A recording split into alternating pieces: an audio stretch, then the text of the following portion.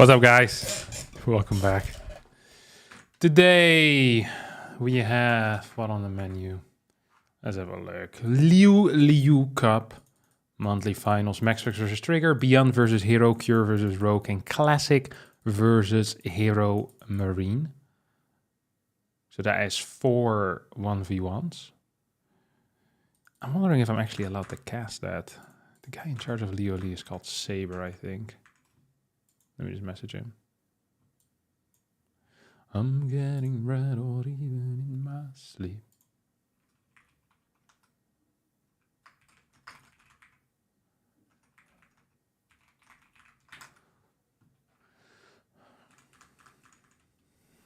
Because it's a kind of an attractive tournament to cast.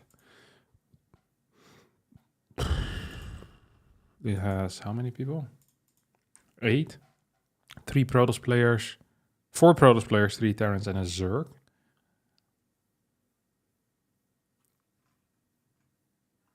Hey, good morning, Yusing. And Rivens. Good to see you guys. So it is definitely something we could consider.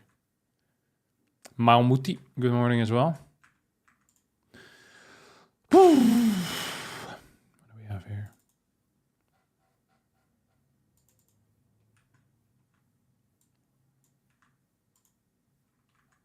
And that starts in 32 minutes. Hey, April, come she will. Dum, dum.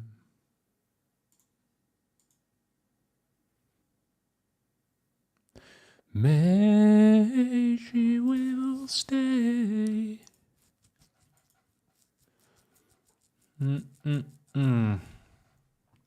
Yeah, I'm gonna need to figure out whether I can actually cast these games. Because it would be fun as hell. Trigger and the works. Trigger, Maxpax.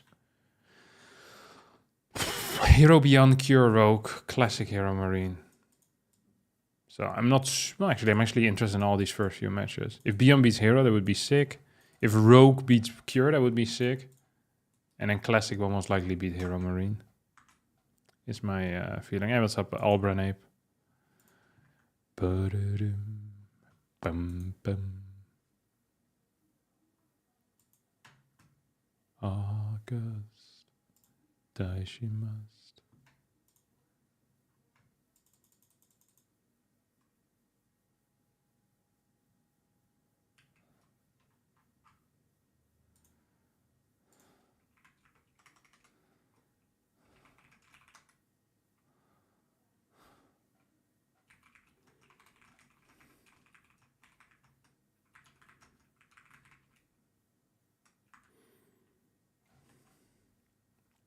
Why wouldn't they let you cast a tournament? Sometimes they just don't want it. They want exclusivity. It is how it is. I don't make the tournament, so I'm just happy if they say yes. Like, it is what it is. It's their tournament, their rules.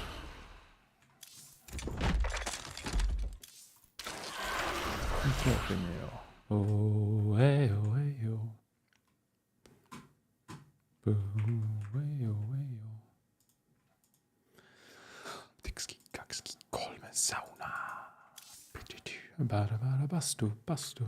Bam, bada, ba, stressidag.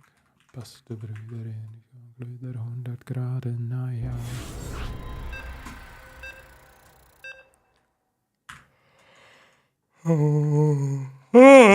Good lord. Grimmy Honker. Oh, this is the cannon rusher, no? Grim Reaper? I haven't seen him on the ladder in a while. Not gonna lie about that. That's a fun guy to watch. I enjoyed watching his stream in the past. Not sure if he still streams a bunch though. I guess I just haven't seen him in general. So, given that this is most likely going to be a cannon rush, I'm gonna be mentally prepared for it. I don't know what that actually means, but I'll be sharp, you know? Sharper than ever. If I wanted to blind counter a cannon rush, I could open up with a 16 pool, but that is not my style. So it's not what we're going to be doing here either. I think he is the highest level cannon rusher that has ever lived. I believe he ended up getting something like 6.1 or 6.2k MMR with only cannon rushing. Cannon rush openers. He was very, very good. We require more minerals. But right now 5.4. I wonder if cannon rush has gotten buffed over the past few years or has gotten worse. I don't actually know. Okay, we don't see anything here yet. So maybe it's not a cannon rush. Maybe I just made it up. Interesting. It's a late scout. It's not a gateway scout. It's too late for a gateway scout, so that is suspicious. It's like kind of in between a gateway scout and a second gate scout. So it's going to be a late cannon rush here. Very odd behavior. I am not entirely sure what is the correct play here.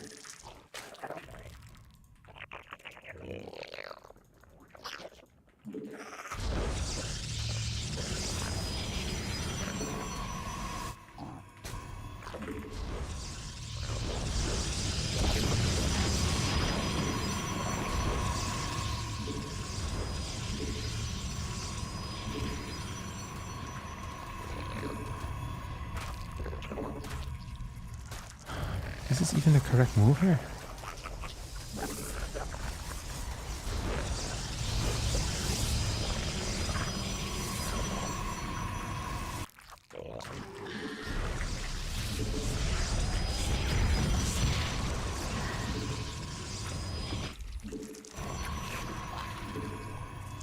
Nothing is really attacking me though, is it? Is any of this even in range? Well, I want to know.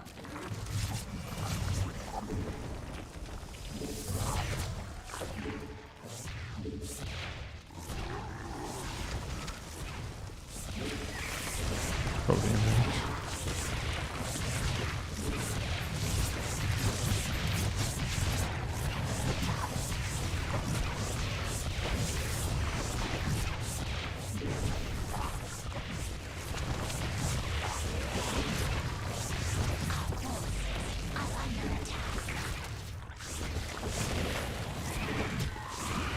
This is in range, right?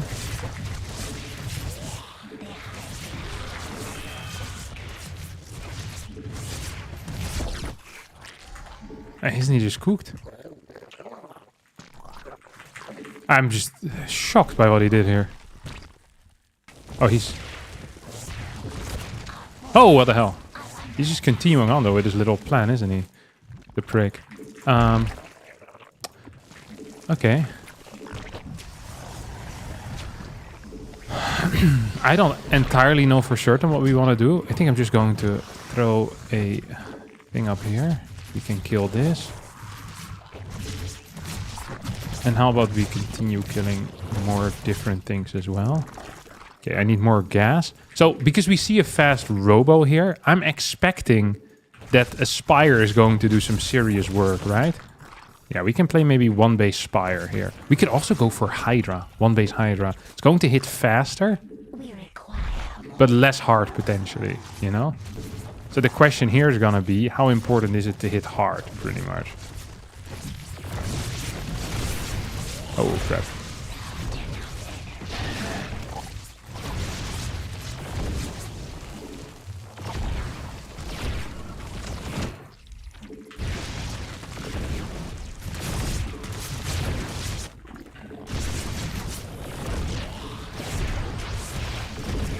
Ah, what am I doing?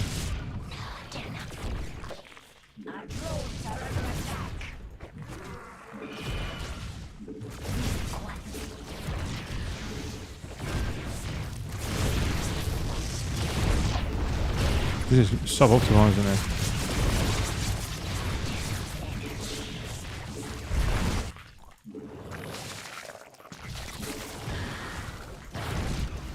Does he have two or just one? I don't even know for certain.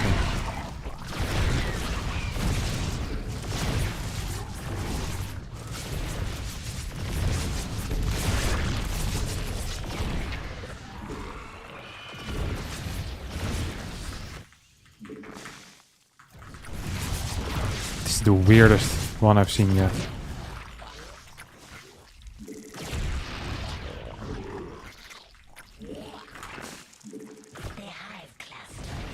This is the weirdest one I've seen yet. So I think there's just a single one here, right?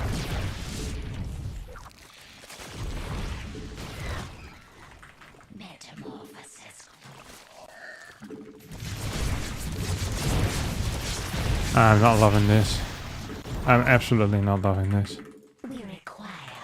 If he doesn't have a Stargate though, we might still have a chance. This is the dumbest game I've played so far today. This is also the first game I've played today, so really any game would get this debatable title.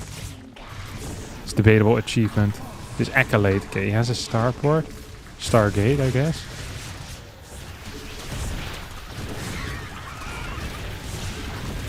Okay, we're just gonna kill this thing, and then we're gonna go clear him over here as well, aren't we? Yeah. Okay. So this isn't necessarily a great start for me. Please tell me I can kill him. Okay, I killed one at least. Should we go into... Yeah, we'll go into other stuff behind this. I feel like we should have probably either gone for fast Roadhorn behind this, so we could have just cleared this easy peasy, or we should have just gone into Hydras or something, or just any type of links. I don't think we should have actually lost our hatchery like we did here. This is a much different type of all-in though than we usually get to play against. So that is, I'm not sure if I want to call it nice, but that is something at least. So he has a full wall as well, and he's gonna go into... Oh. It's kind of painful, no? Is it... I'm expecting Phoenixes to be added into the mix at some point soon. Being real honest with you guys. Mineral field depleted.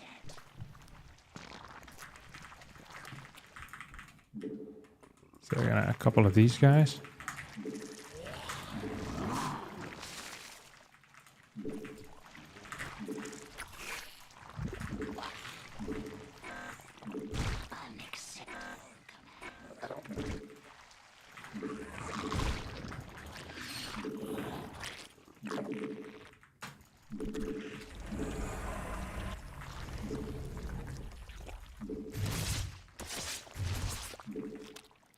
But if I actually had a lot of mutas there, wouldn't he just be dead? At least in some serious trouble, no? What the hell? That is actually wild. Okay, let's get a sport over here. Some more workers as well. I think he's probably already has a third base. Yeah, it's on the way. It's faster than mine. It is going to be hellish for me to deal with. What kind of infestation pit? Kind of upset with how poorly I played this out.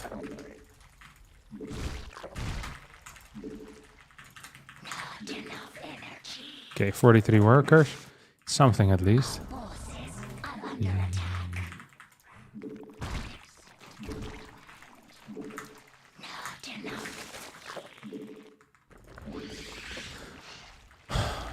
Like, maybe we can do something eventually. But I have my sincere doubts. He is a massive guy. This big, powerful guy. This guy is... He is a monster. Anonymous just gifted 5 subs. Thank you, Anonymous, for gifting 5 subs. Shout out to you, buddy. Big ups to you, Mr. Anonymous.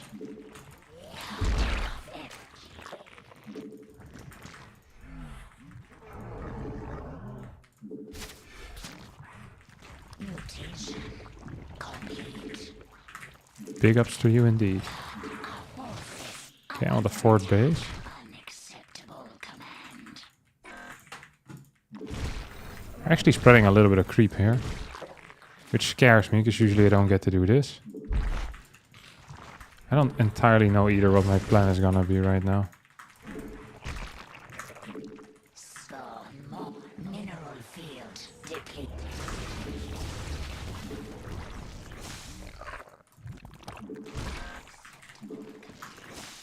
Okay, so we're here.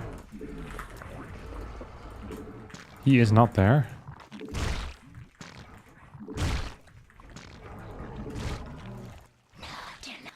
I actually know what I want to do. So we don't have a lot of info on our boy, do we? Don't actually know what the hell he's doing. Let's get a lurker then.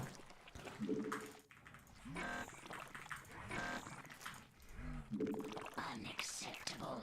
Our forces are under attack. Okay, it's a start.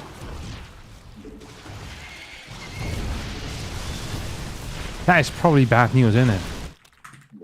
Let's get some corruptors. We can cancel this. We require more minerals. And we'll get a Viper as well. Not enough energy.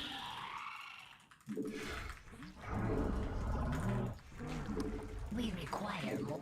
Not enough energy. I don't know what is correct right now.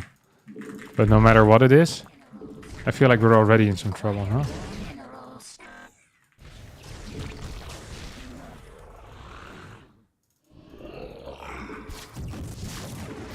Got him? Almost got him, maybe.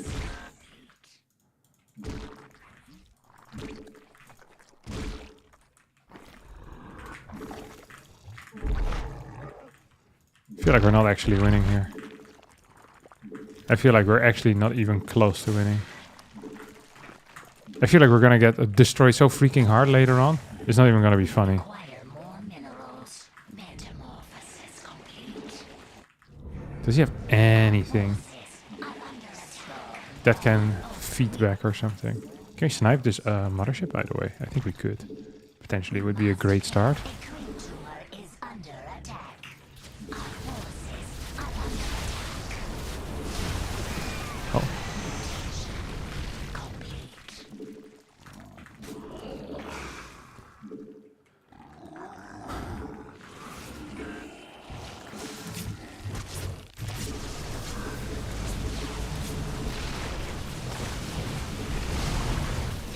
so here the real trick is that all the corruptors will die and then you lose the game. Ah, well executed trick by me. It's entirely according to plan. I mean, we had no upgrades. I wonder what my supply actually was. 143. It's not high enough. Like maybe if I just melted. It was the main mistake was earlier. Okay, let's see if my boy responded. He did not.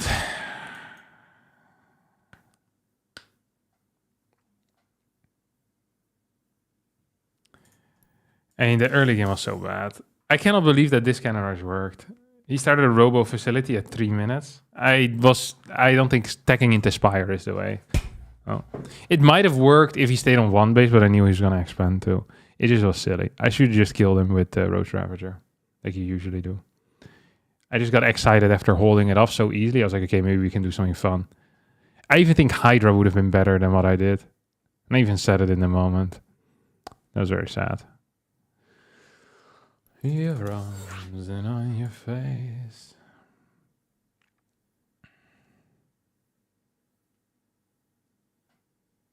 And on your face. Do, do, do, do, do, do, do, do.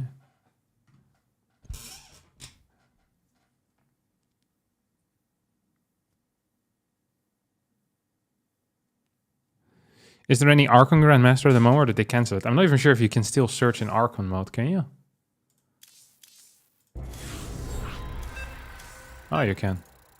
I don't know. You tell me. Thinking.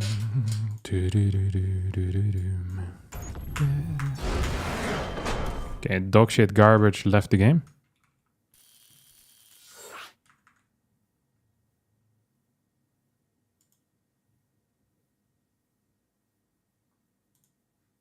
Good day, Morris.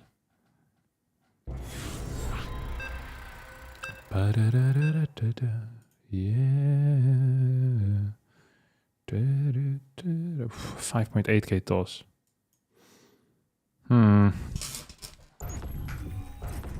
Is this strange? No, it's too low MMR to be strange, no? Strange also doesn't say good luck, have fun.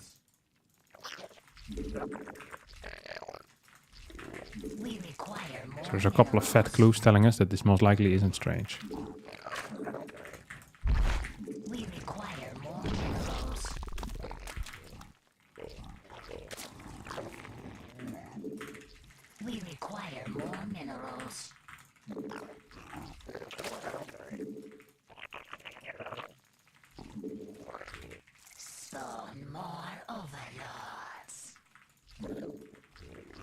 Oh wow, really? Who is this? I thought it was gonna be Mana. Who is this then? Oh, it is Mana. It's just a different type of cannon rush. Not familiar with this one. I'm not familiar with this one at all.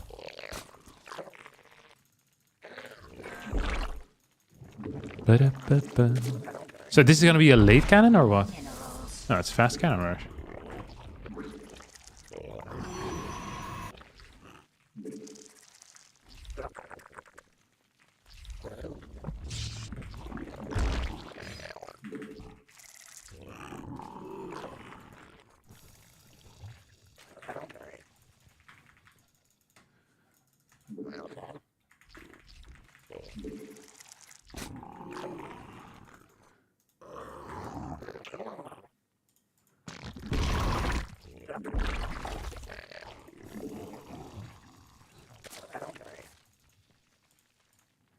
Okay.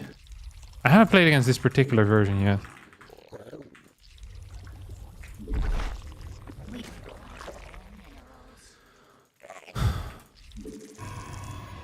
We require more minerals. What if I just go into his main base and start building a hatchery there? Is that worthwhile or no? Do I have money for that? I don't think I do.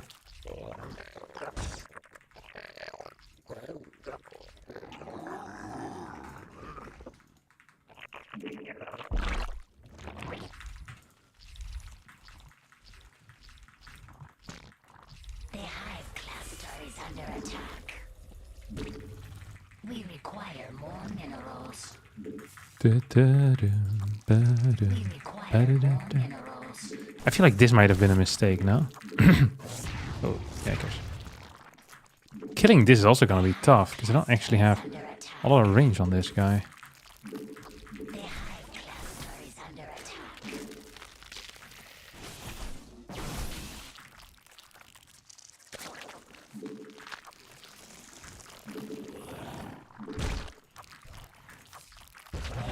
Cluster is under attack. Oh, we're stuck or what? Nice.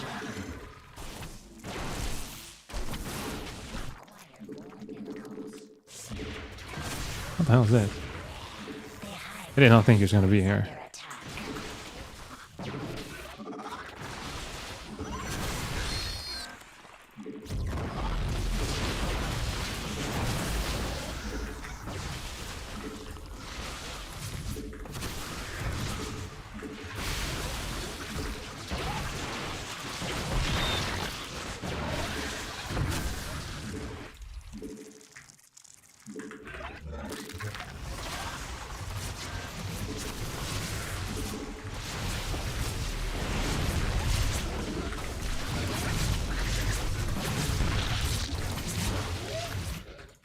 Under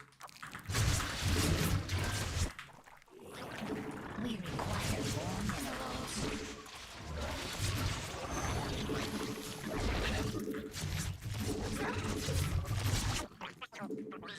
Our forces are under attack.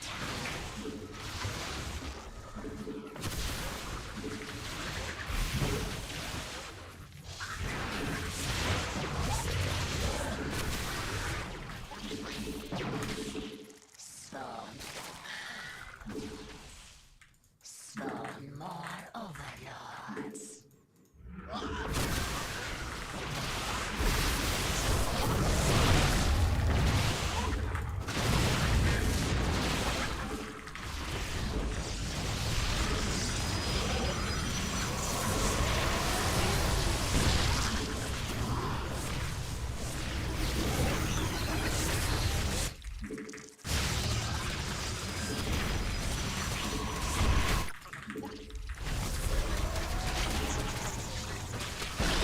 Dang it! We require more minerals. I think we had him had we micro this just a little bit better, no? Ugh.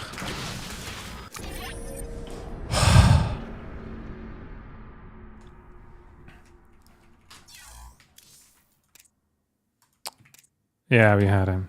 We actually ruined this. This is just really poor micro. I didn't realize there was a cannon here for some reason. So I just kind of stood there thinking, oh, this will be fine. It wasn't fine.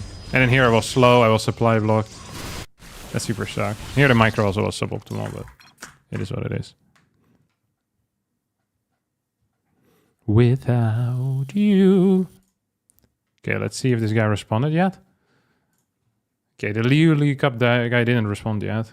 Good morning, I'm on my way to work. It's 6 a.m. here in Toronto. Glad there's Captain Stream to watch while I get there. Be careful while driving. I hope you're just going by train, actually. If you're driving and watching my stream, that sounds highly dangerous. With this amount of, engaging content, you know, I'd be responsible indirectly for some car crashes.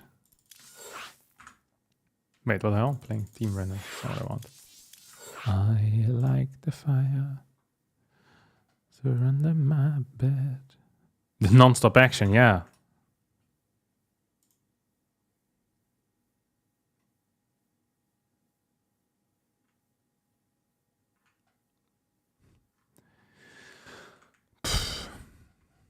Maybe if you would have done things better, things would have gone better. Yeah, probably. Thanks for the feedback. What is your favorite website?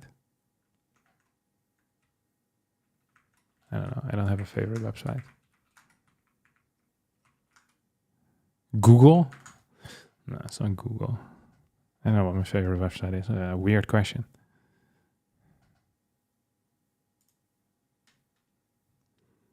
I used to like funnygames.nl. Does it still exist? You could play online games there. Oh, it really changed. Wow, it looks way different than it used to back in the day. It's a lot of gambling now, actually. I would play stuff like Bubble Trouble on there. I thought you would say Shopify.com. No, it's not my favorite website. It's my favorite company. It's the best company in the world. But it's not my favorite website. I don't really go to Shopify.com to browse, you know. Is this Bana again?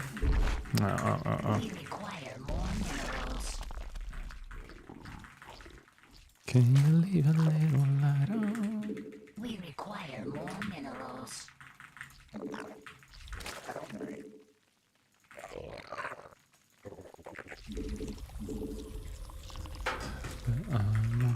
He's got a... What is the... Is it called mini clip? No, that was the maker of a lot of these games, no?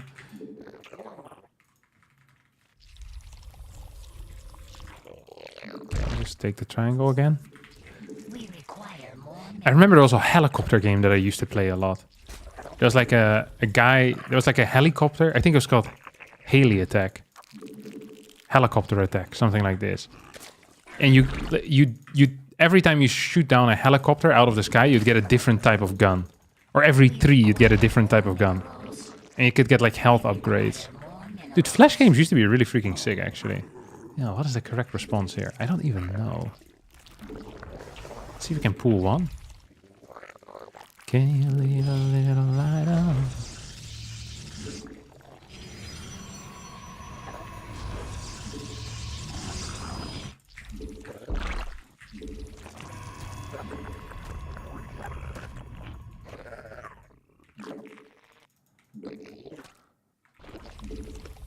Sing another song. I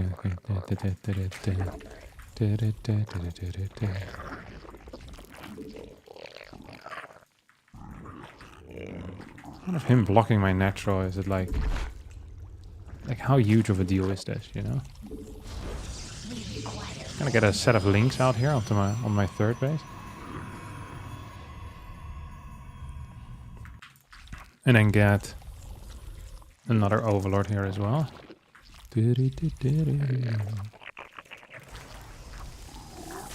Oh, the motocross game? Are you talking about Dirt Bike? Dude, I used to play a game called Dirt Bike a lot.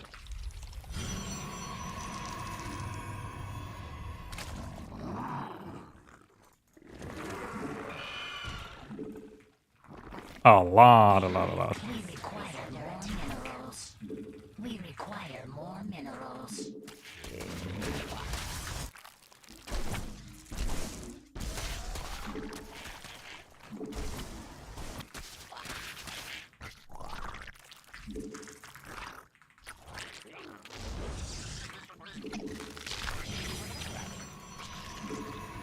If you patrol, then eventually they start attacking, no? Yeah, it doesn't work like that. Oh, is that a Stargate I see here? Yeah, it is indeed a Stargate I see.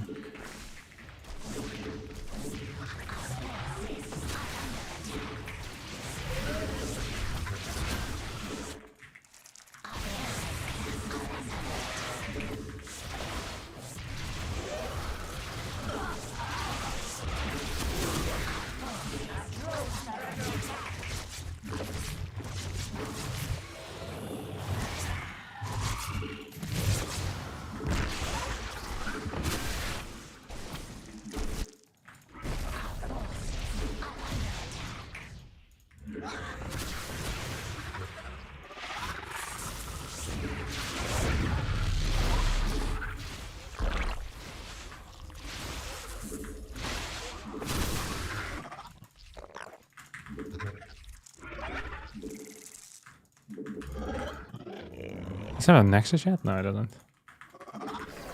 There's an Oracle first, no? Yeah. I knew it was gonna come for me. Operator. So I don't actually know if we're like ahead theoretically or not. I feel like we're not.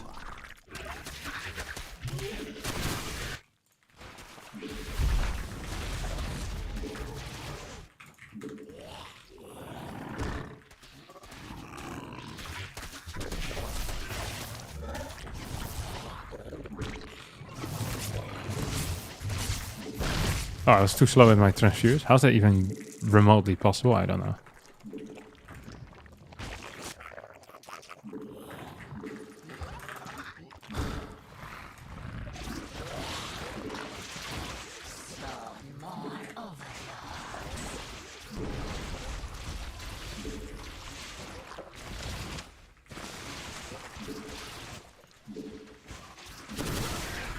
Oh, that sucked. It actually really did suck.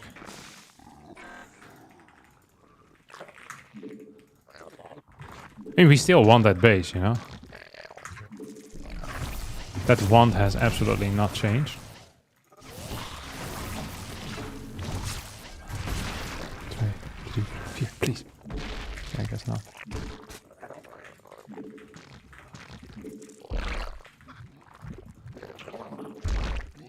Like, we're seriously lacking in queens right now.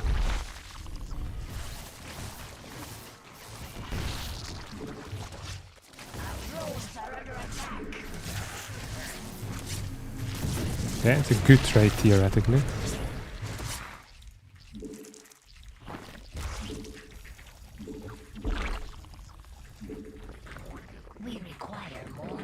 We have speed, right, for our links? Yeah, there you go.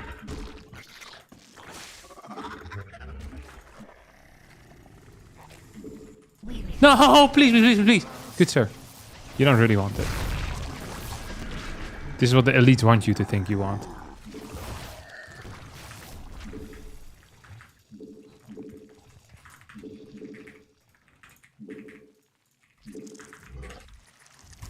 Please. Okay, we have 2 queens again, boys. We're theoretically back in action. He's now about to realize that I've bamboozled him with this 3rd base timing. Let's hope he doesn't get mad. Wait, does he have a 3rd base or no?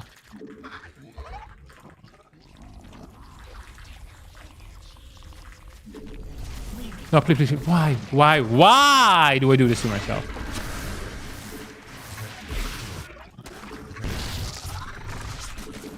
We require more minerals. The amount of random crap that I'm losing here for no real reason. Not loving it, you know? Just not loving it.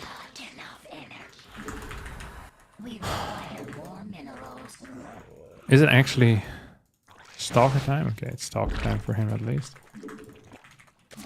We require more minerals. Oh, I guess gas.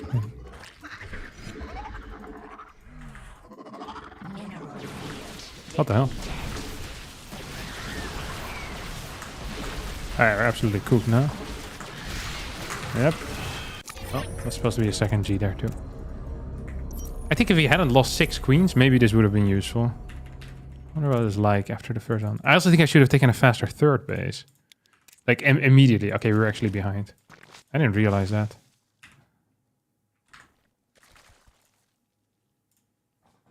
Oh, the Liu guy messaged me. He said I can cast. You think it's mana, right? I know it's mana.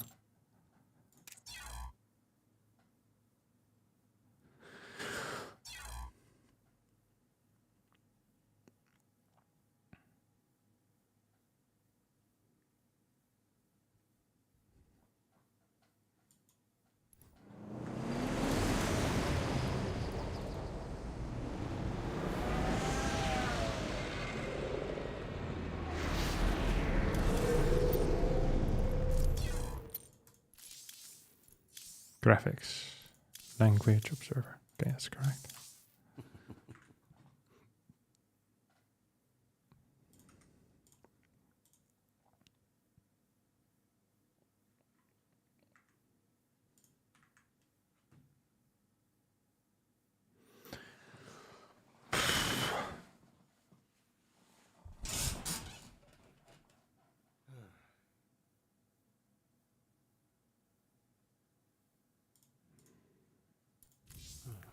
Let's see. I think the first match is going to be Cure versus Rogue, is what it looks like at least.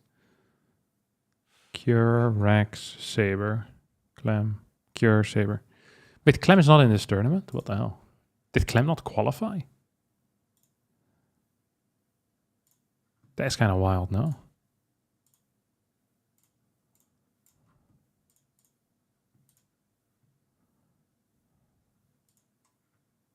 How high in ladder could you get with cheese only? I mean, that's kind of what cheesiest man alive is, no? Like, I don't know, 5'9", 6K, something like that. Depends how hard you go on the cheese.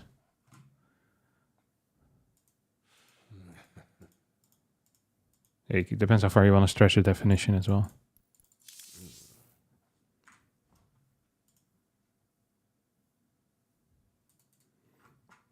How did Clem not qualify for this? Maybe he didn't play enough of the cups or something. 2025. Who won? Dark DRG. Rainer. Yeah, Clem played in one of them. He just didn't have enough points. I guess he didn't play in enough of them.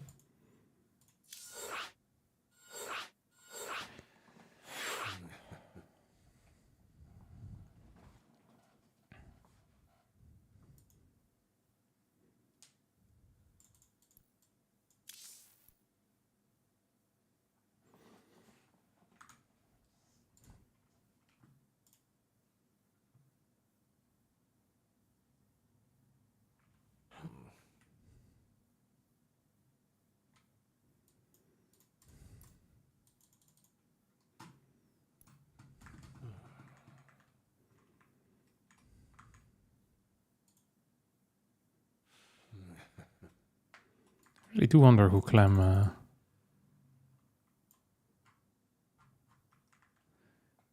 He must just not have played enough. It's the only thing that makes any sense. No?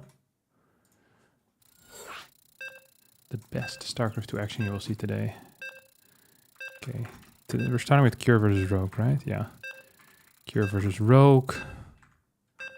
Maxpax, Trigger. Who else is here? Hero, byun. And Classic versus heromarine.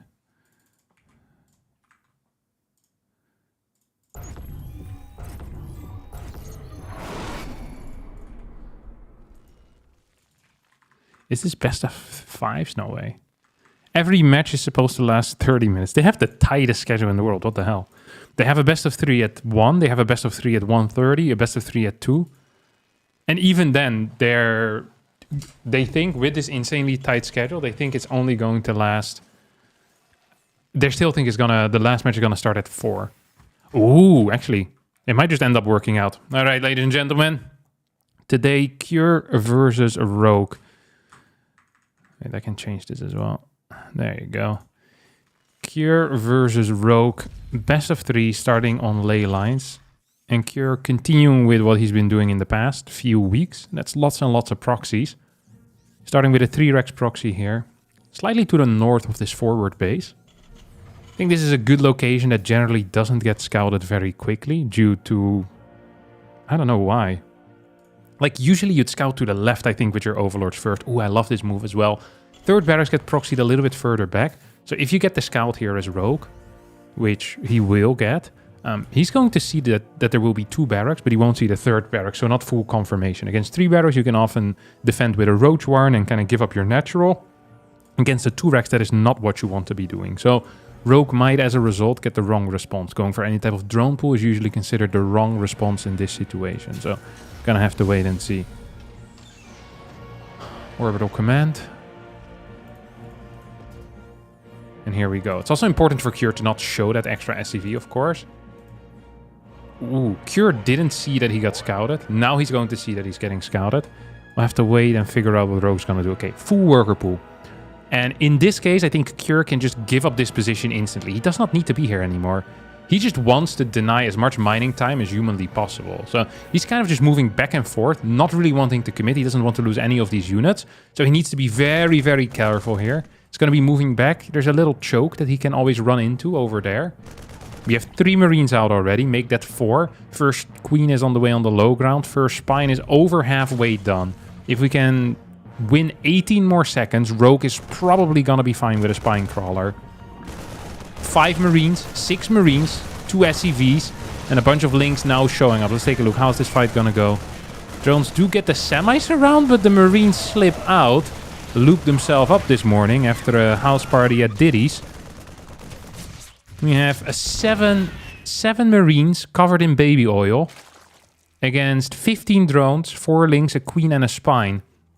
There is some serious potential here for a later on push-in. And a potential as well for a follow-up CC. Because I think 3 workers killed is not a crazy amount, but the amount of mining time lost is pretty significant. CC is going to be built here in the wall. That is a big deal. We see Rogue on very low eco. Does have the double hatch though. So lots of larva and is slightly outmining his opponent for now. So if we can get... Yeah, he gets the confirmation. Okay, these barracks are moving back home.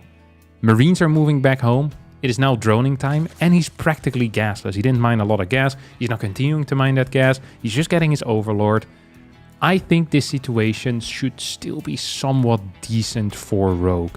He survived. This is not a 100% slam dunk, you know, home run, super win, but I think it's fairly close. I really do think this is fairly close. 34 works to 34 workers. Couple of links out on the map, so you already have some potential defense. And it's going to be triple CC into double gas as well.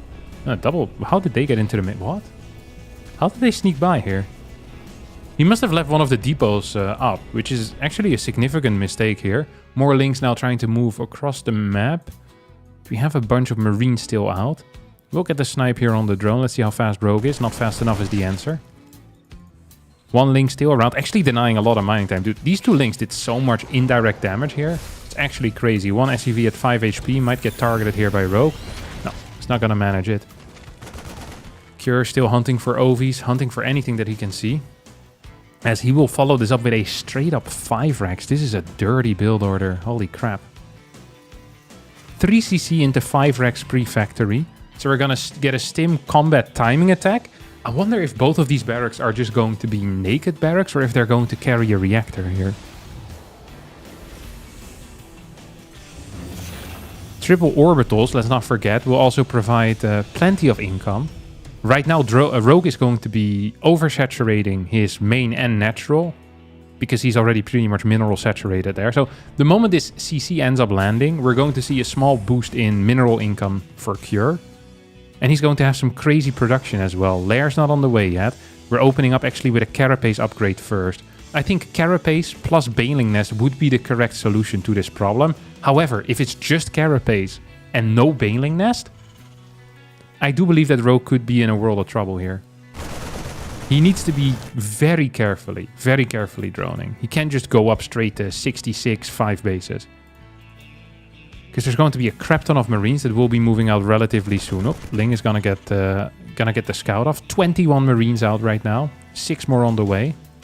And this is pretty much a follow-up all in. Mineral income indeed is a little bit higher right now for Cure with 2100-ish when these guys are active. What type of a scan was this? That was a crazy scan. He's still going to get that Overlord, but that was absolutely wild. Baneling Nest is going to get thrown down. Should be in time, I think. It's going to be pretty tight. 20 seconds for the Baneling Nest.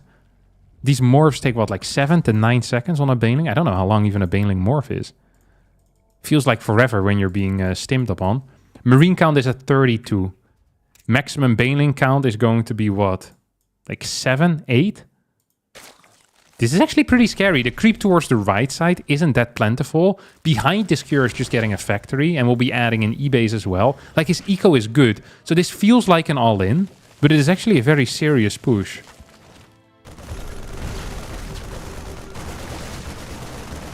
That still has economic backing.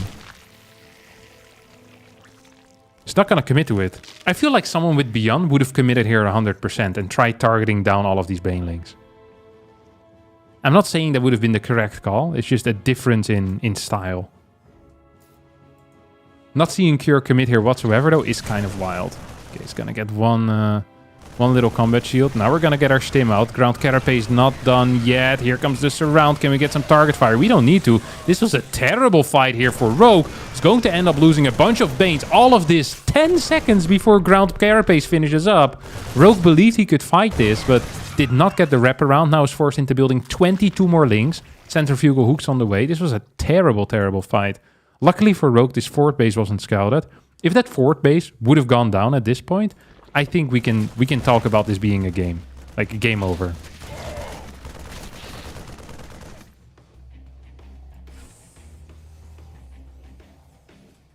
Follow-up is going to be Adrax. Do we even have factory producing anything yet? Okay, it's going to be mine. It's going to be a mine Adrax. 5th base is going to get cleared. Cure believes this to be the 4th. Armory now coming down as well, so 2-2 upgrades will be fast. This is an important run-by. I think without this run-by, the game just ends. With this run-by, Rogue is giving himself some room, some wiggle room. He forces units to stay at home, and his worker count is still god-awful. He's gonna need to go for a pretty much an all-in Ling Bane attack right now. I think it's the only thing that he can do. He's gonna get outproduced. He is getting out-economied. He's getting out-upgraded. He is getting out, just out-everything. The funny thing is that Cure, because he believes there's no fort base, might be playing overly defensive. While if Cure knew there was a base on the left side, might actually be playing a bit more aggressive on the map, making it easier for Rogue to do something here. That is wild. Okay, there we go. Double drop heading out. We have a major attack coming in. 1-1 finishing up in about right now. Here comes the target fire. Target fire is non-existent. Instead we get a split, but yeah, Cure just has a little bit too much. Loses 2 workers. Kills every single Baneling, and majority of his Marines do stay alive. Burrow is about halfway done. Carapace is on the way, but Cure is rich as hell as he continues adding in more Hellions into the mix as well. I think those are defensive Hellions. I wouldn't mind seeing a dropout. It feels wrong because your opponent is so extremely all-in, but actually it might just be wrong. Like, Rogue is very all-in. Even if it's just like 8 Marines or so, that could potentially deal a lot of damage with these upgrades. A full-out move-out is kind of crazy. Like, there could actually be burrowed Banelings that could potentially ruin his life. Or defensive Banelings and then a run-by onto your 3rd. Kind of evening up the eco. I don't think Cure realizes how far ahead he is economically. Like, he has absolutely no clue right now. Do we have any defensive Banelings? We have about 12. And here comes the run-by into the 3rd base. Ooh, he wants to go for the natural, actually. It's gonna commit to the 3rd right about now. Here comes the surround onto this. Uh-oh, the door is open. Cure's gonna make life very difficult for himself here. And this fort base can be given up. If you kill every single worker that's over here, that is a big deal. If you kill every single worker that's over here, that's also a big deal. Cure with a crazy full move out now puts himself into all-in mode. Banelings rolling in forward, and there's really no splash here except for some Hellbats. Rogue is gonna be cleaning this up. What an enormous throw out of Cure. Like, probably one of the biggest throws we've seen in recent times. A practically unlosable game. Rogue on 49 workers against the 60 inferior upgrades within the minute. And Cure decides to full move out with his army. afraid of a high eco rogue. That's why I said potentially a single drop would have, you know, would have been better. You get some scouting with that. You get some info. Yet you don't expose yourself to this type of base trade. Good lord.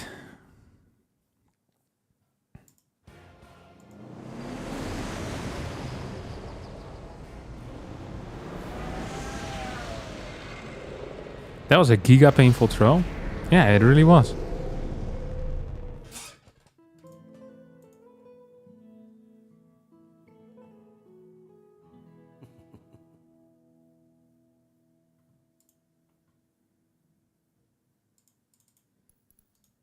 Yeah, I mean, it was this game just was fairly over, to be honest. Rogue loss. Oh.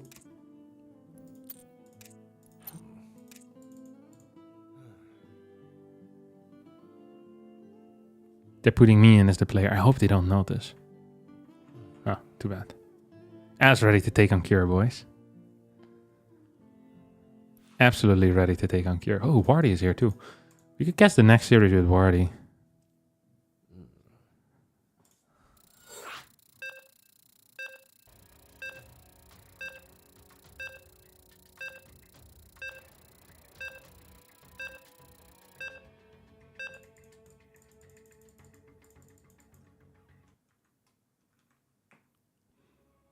Bum, bum, bum, bum, bum.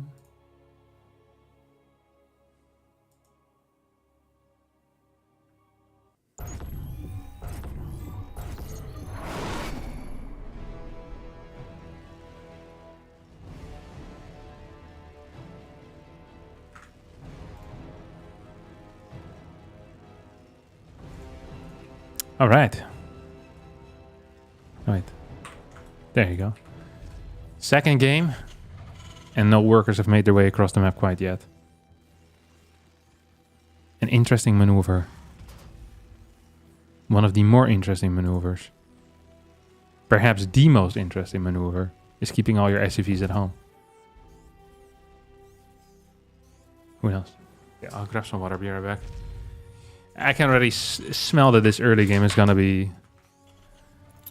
I don't want to call it worthless, but you know what I mean? None will happen.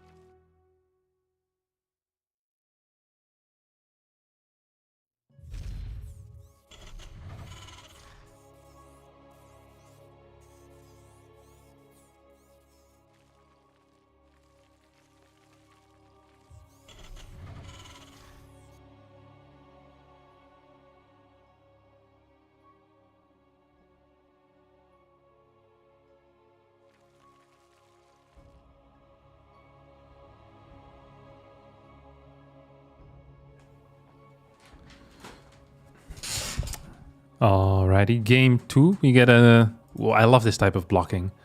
So this is a double block. SCV on one side, Reaper on the other. Good control out of Cure so far, making sure that nothing weird happens.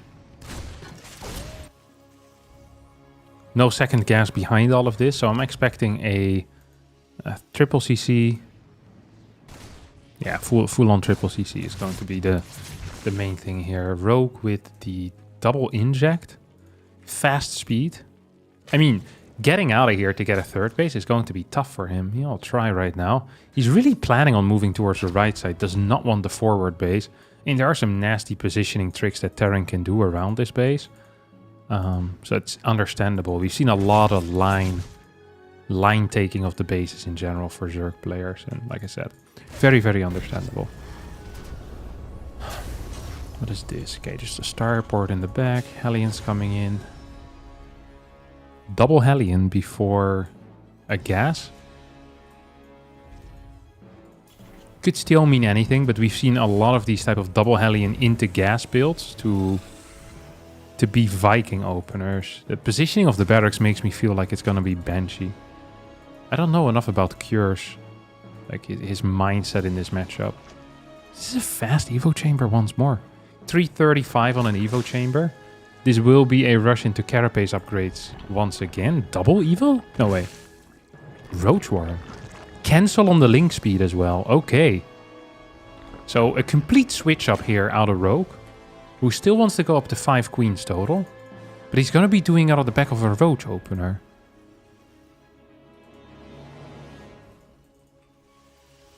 It's going to be Banshee into Cloak.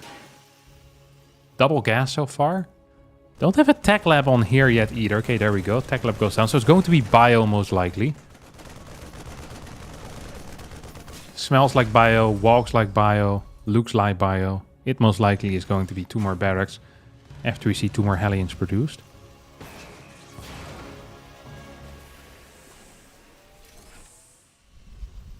First we usually get, yeah, another Banshee, obviously.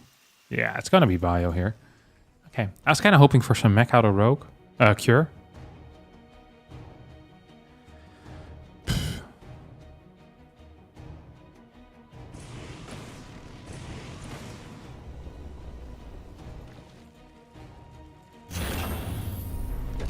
But we'll have to wait and see.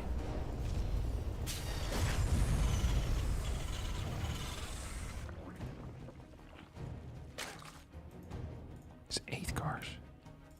That's a very significant investment here into cars.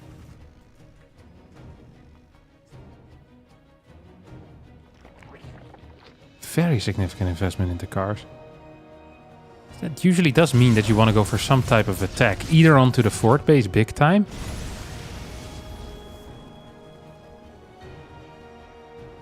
or for some run by maybe. It's hard to say. 1, 2, 5 barracks. It's a beautiful number. 1, 2, 5. Hellion's just healing up in the middle for now. The Banshees are going to sneak into the net. It's going to get a couple of worker kills here.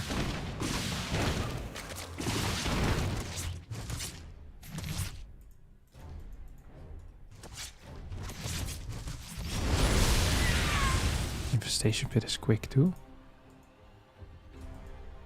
I wonder if it's going to be an ultra rush a la Shin. This is something that Shin has been doing a lot. Like these heavy roach infestor builds. Relatively low eco early on, so you get a lot of units out, make sure that you're safe, and then boom, you bust straight into the ultras. Okay, here we go. This is what the 8 Hellions are usually meant to do. They want to go for these big run-bys, and Cure definitely is committing big into this position. Is going to get 4 worker kills so far, a lot of mining time lost as well, but ends up getting only 6. 6 workers for 7 to 8 Hellions. Hey, that is something, but I don't think it's enough. I don't think it's enough. Hydra then is the follow-up here. So it's actually going to be Lurkers. Second Evo starts pumping range upgrades as well. Armory coming in too. And a 4cc in position on the fort location. It's a good move against roach openers majority of the time. I do like that. So the drones are now moving over towards the fort base. And we are starting to head into a hive. Oh, drop into the main. Double drop into the main. There you go. 1-1 not quite done. With 1-1 you can often clear roaches pretty fast, but these guys already have 1 plus carapace. 1 plus 1 carapace. There you go. That's going to be tricky to go for it.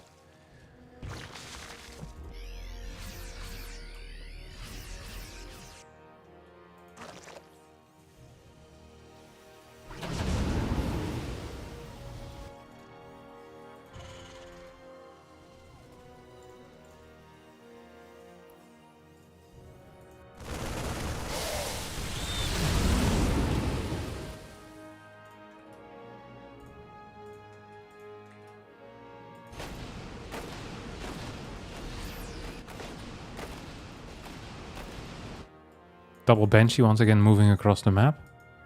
As these 60 Marines are gonna head over towards the fort base. Not gonna get anything done here. Rogue spread is good enough, I think.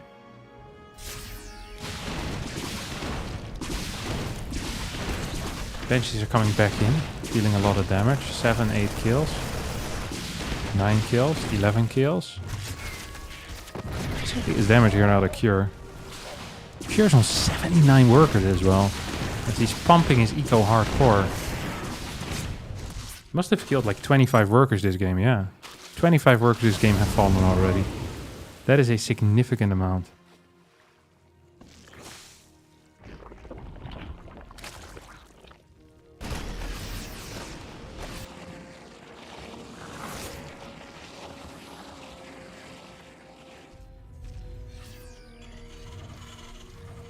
CC. Marauders coming out. All looks pretty standard.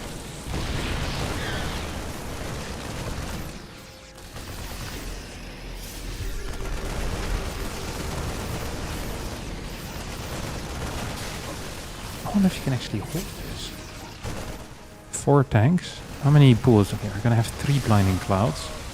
Gonna use one of them on Marines. Tanks in the back dealing a lot of damage. 5th tank now comes in. It's double tank production as well. So the longer this goes, the better it will actually be for Cure. 2-2 is about to finish up. This base is toast. You got your seismic spines and you got your lurkers, but these tank attacks can be tough to deal with, let me tell you. It can be very tough to deal with. Gotta move in forward. Can we get a split? No, we can't. Tanks are gonna pull back and probably move towards the left side. I wouldn't mind seeing a double drop load up towards the right at the same time. I think that is one of these moves that is like, yeah, is very expected. Look at this. Rogue is kind of preparing for something along those lines. You're like, okay, this feels like the type of thing you would do. Ooh, now it's gonna go for a run by. Now it's gonna pull them back. Sees the entire army on the left side. It's just gonna lose this 5th base once more. And now this position is starting to become quite tough. We have access towards the main base. We soon have access into the natural as well. 5th base is being landed. Extra orbital should be on the way. If anything, they're already a bit late in my mind. First few ghosts are out too. And here comes... Oh my god, this is a serious counterattack. There is nothing here to defend. What the hell? He sent everything across the map. Like, this is a crazy base trade out of Rogue. Because he had nothing at home. He just pretended. He acted strong at home, pretending like he had something there. But had Cure decided to go for the base trade, I'm pretty sure Rogue would have just straight up lost. Because this is not enough to break. Now Cure is gonna go home and might still be fine anyways. These lurkers are going down. Rogue did win himself a bit of time though. As this lurker is actually dishing out a crap ton of damage. All the lurkers are going to end up falling. 9 SCVs go down as well. But yeah, 0 lurkers out on the map. It was a very cool move out of Rogue, but despite this ballsy play, did not manage to turn this game around quite yet. And this is now a pretty much pure Hydra Viper army with hardly any lurker support. Tanks did not get cleaned up either, so you still have a significant tank presence out on the map. 7, 2... 5 lurkers. Carapace level 3 on the way. 3-3 upgrades haven't started yet for Cure. Only +3 attack. +3 armor isn't on the way quite yet. As he's trying to grow his orbital command count, which is a wise decision usually.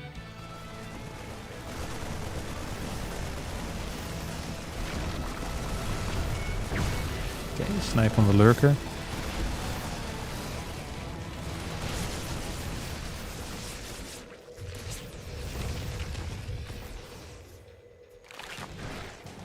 Four lurkers are in position. Nidus goes towards the right side.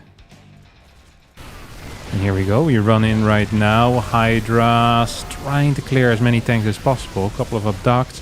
Actually, we'll clear majority of the tanks. And the lurkers behind us are doing a good job. Now we have the Nidus on the right side. This thing is already done. Do we have any defenses? Okay, we have a 6 ghost squad. This could be hilarious. This Overlord Scout is going to be vital to make sure he doesn't just run in there with 20 lurkers and lose all of them to these snipes.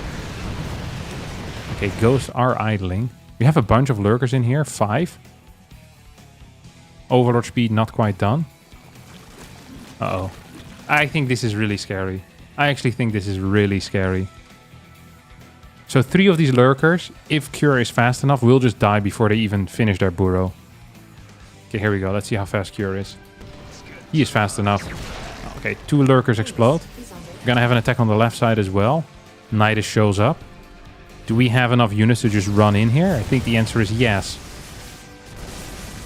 Don't forget, we can always still Nidus towards the right side as well. This is such an attractive way of playing out a Rogue.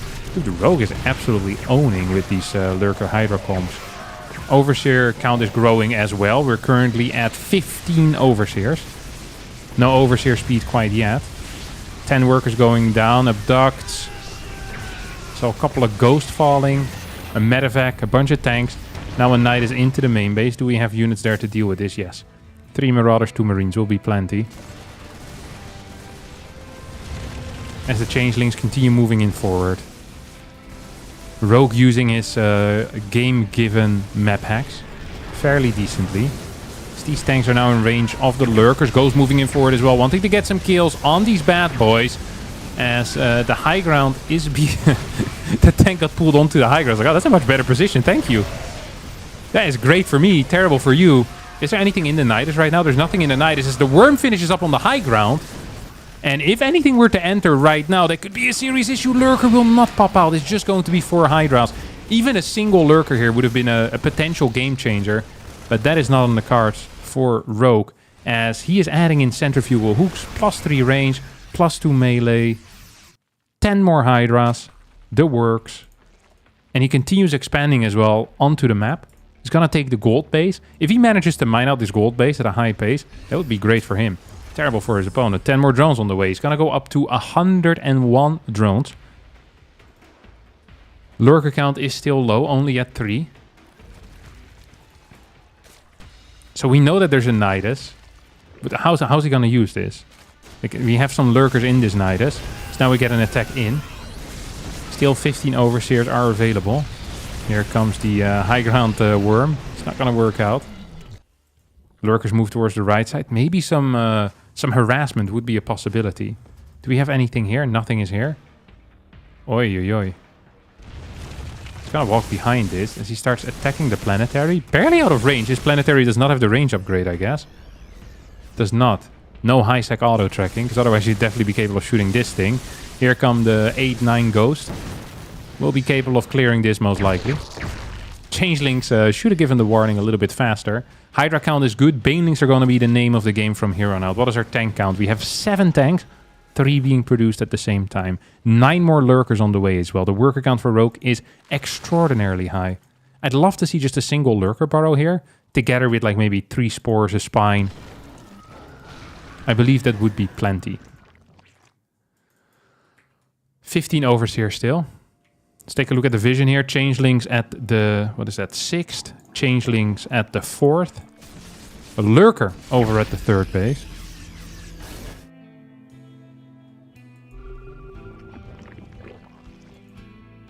And the goal for Rogue right now is to see if he can hit a location that is weak. The weakest location is the 6th and this middle area. There really isn't a whole lot of defense here. If Rogue realized, like he should realize that there's nothing here. It's a single tank, Rogue.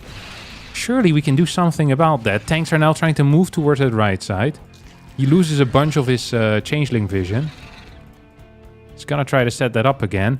Yeah, we're gonna go for a full-out attack on this 6. This 6 base is just gone. It's gone. It's adios. 55 workers. These guys are not gonna die. He cannot afford for them to die as Rogue is... Or Cure is gonna send it with a full-on base rate. That is an interesting play, given the fact that you're going to have to fight on creep. You don't have a massive bank. I guess this is just to relieve some pressure, but you're being outmined so hard that even if you kill 2 bases and you lose this army, that would be the worst trade in the world. We have 5 more Overseers coming in as well. It's going to boot that number up to 22 Overseers. As the Changeling map hacks continue streaming across the map. And the Lurkers are also being split up to do some base harassment right now. Right side gets cleaned up. Lurkers are going to deal some damage here. We have a Hydra army. Hydra Ling Bane could maybe do something here. Ooh, Ghost now moving forward. Here we go. We get an attack. This is not synchronized. Banelings weren't there. There's no flank coming in either. Lurkers over here at the 5th base are dealing some damage. Lurker over here at the 4th is dealing some significant damage. And now we're going to get our fight.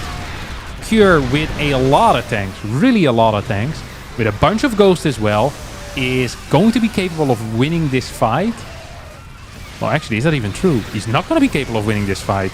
And if he can't win this fight, he most definitely cannot win the war. 71 workers still for Rogue. A huge bank available. Nidus Worm is going to get thrown down here as well. Does this Nidus have anything in it? The answer is no. Right side army is a massive distraction at the moment. As this worm is going to get cleared up. New worm goes down in the back of the base. He's moving some of these changelings, making it harder for tanks to potentially move through. Uh-oh. Uh-oh. Nidus Worm about to finish up in the main base. There's nothing in that network right now, though. There is nothing in that network. And this is gonna get cleared. 14 new lurkers on the way. Let's take a look at the Maxpax vision that these changelings provide. We have 3 changelings over here. We have some changelings in the main base as well. I mean, it's just so difficult to clear all of them every single time. So much work. And it is work that currently... yeah, Cure isn't really engaging in. The one pretty crazy thing, by the way, is the gas count for Rogue and how low it is. Look at the overall army value, 5.2k, 8k. So he has a very gas-heavy army, but right now he doesn't actually have a lot of gas. Oh, here we go. This worm is going to get cleared as well. Whew! Out of position with all of his overseers for about a minute and a half there. Yeah, Resource lost his 26k, 10k against 18k, 6-6. So in actual numbers, that looks like 37,000 to 25,000. But due to the suppression of these extra bases, it is completely possible that Rogue ends up winning this game, especially because he's been mining out this gold at a high pace. Not taking the gas here is potentially an issue. This thing is gonna explode. Bang, bang, you're dead.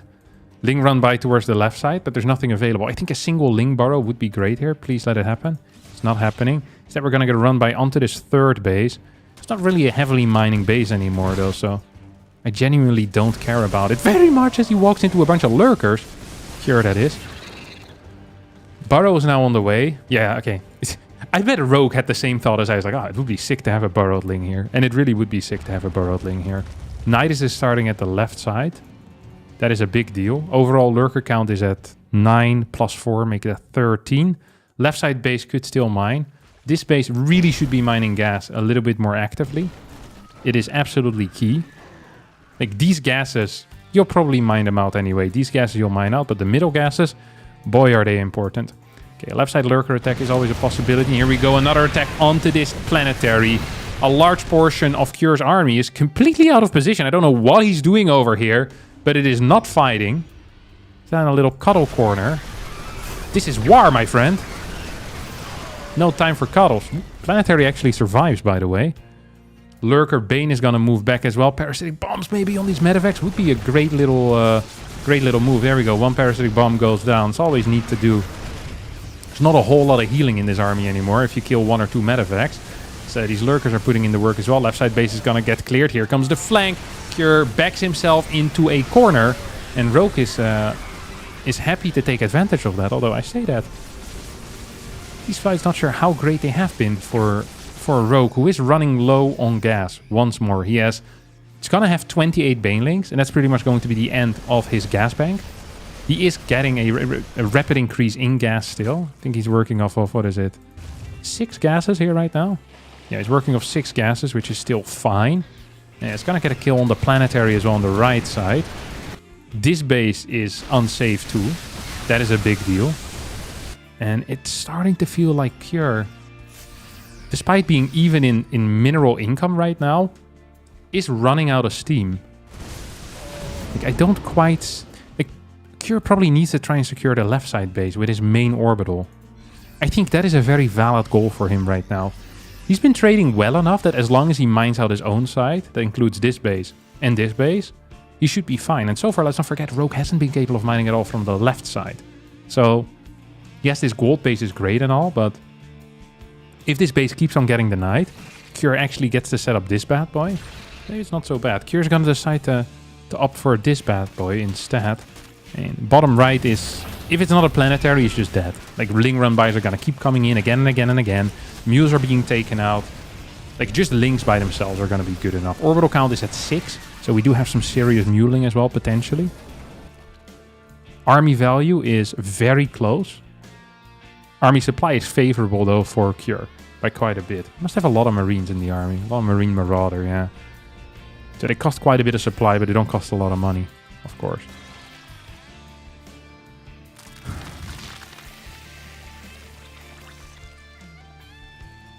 $34 more Banelings. On top of the already existing 49. So that's what, 83? 83 Banes. If you hit any of your Blinding Clouds, like, the Banelings are gonna be the, the winners here of this party.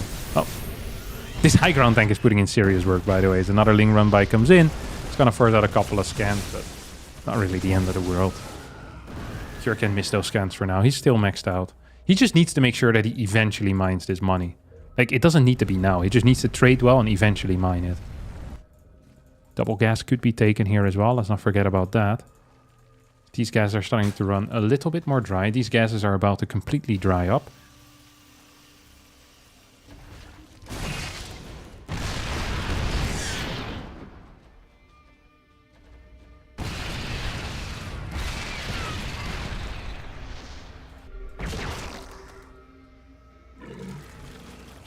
Six lurkers.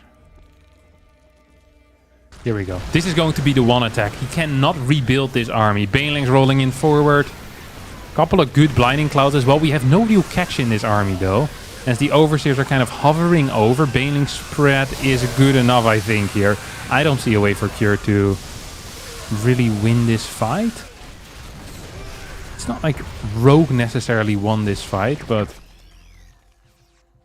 I think he's going to be the only one capable of actually remaxing.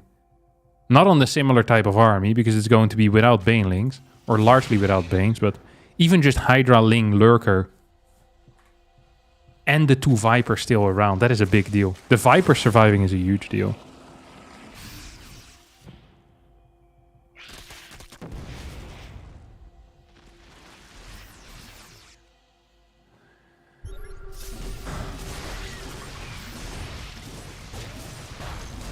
Curious. Practically dead at this point. It's still possible that he survives, but I find it unlikely. He's going to need some banging fight, alright? It's going to be less Banes, sure, but this is so much. This is so many units. It's actually so many units. Changelings dying, it is. A couple of fat shots on those Changelings or what? He knows a big fight is coming. He's already moving back with almost everything. Tanks in the back are going to be dealing a lot of damage. Blinding Cloud is good. Ghost in the back. Lurkers hitting the right side at the same time. As this orbital command is going to die. And I think Rogue will just be happy with that. As a result. Pulls back his Lurkers as well. This has been an insane game out of Rogue. It really felt like he was dead after the early game. It felt like he was dead after the mid game. And then he kind of made a couple of wild moves and all of a sudden he was in control. Great Nidus usage. Great base trades.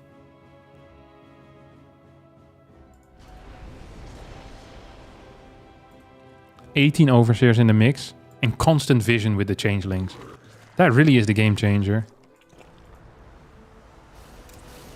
Gonna get a bunch of freaking mules out here. A bunch of freaking mules. Changelings continue pushing in forward. And as long as this base isn't being taken and this base isn't being taken, I don't think Rogue actually gives a crap about what happens. He says, these 2 bases are the ones I want to attack in. If you're not taking him, I just don't care. So we have 4 patches over here. We have 2 patches down here. 8 patches on the left still and a lot of gas.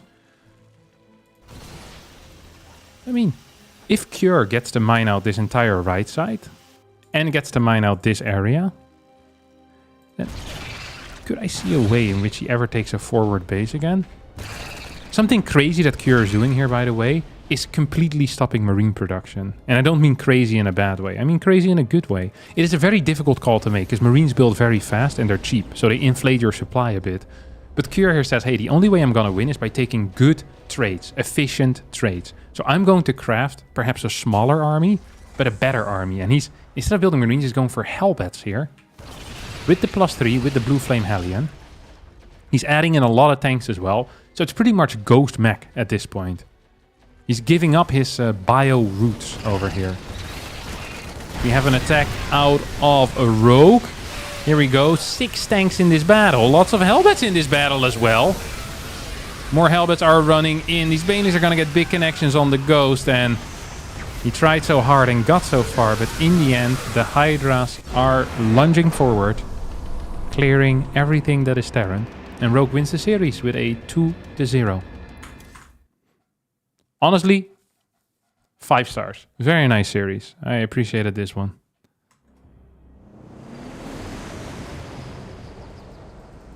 My Discord on... my username on Discord is just Harstem.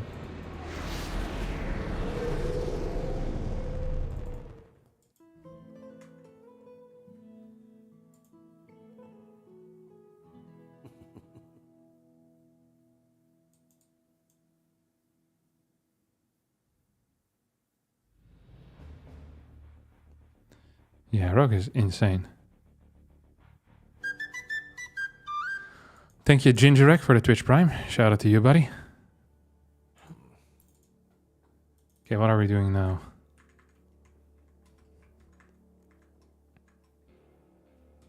I think it's going to be Trigger. No, it's going to be Hero byun. So you're staying on Korea. Good lord.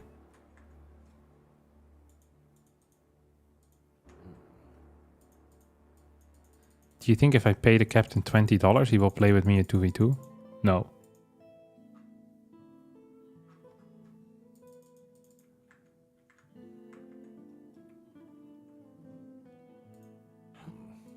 You can just add me as a friend on Discord, Libetop.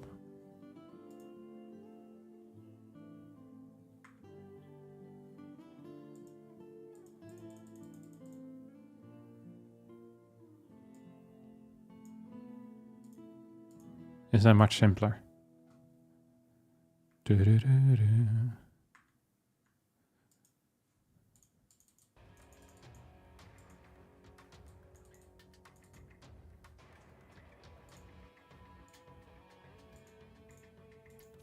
they're already in the next lobby. Man, this is going fast as hell.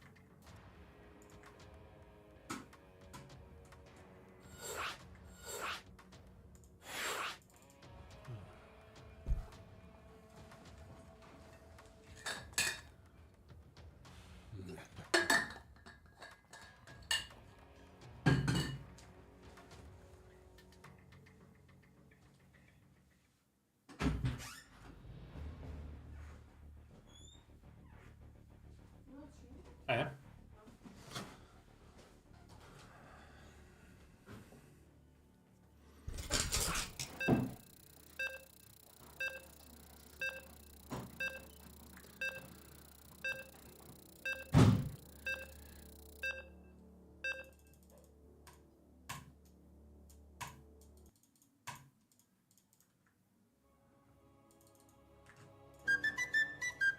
Thank you, Kakarino9, for the tier 1 subscription. Good nickname.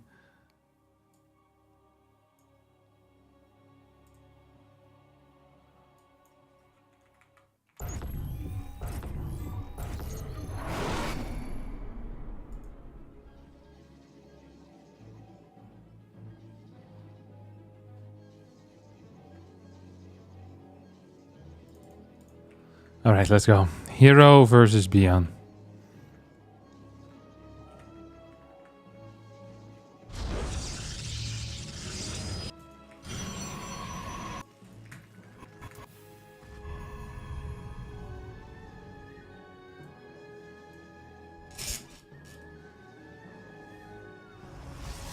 Is that Zest?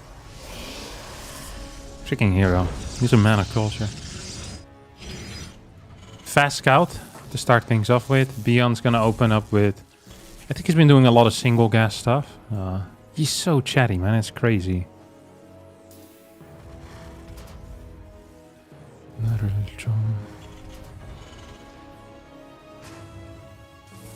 don't know what any of this means. It's gotta be double gas. I think it's kind of wild to go for double gas after you're being scouted so early. It's really annoying because you already have pretty crappy eco. And Hero's eco is also not gonna be great, but it is what it is.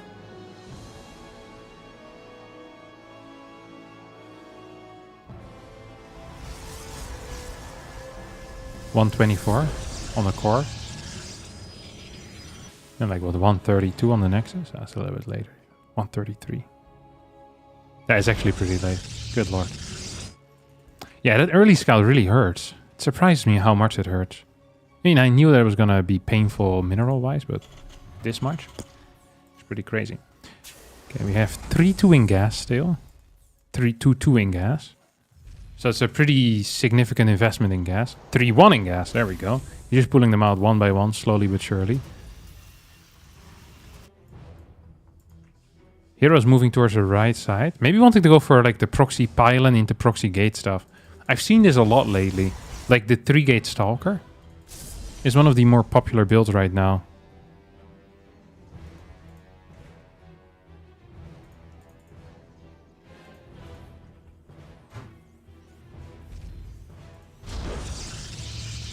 What the hell is this?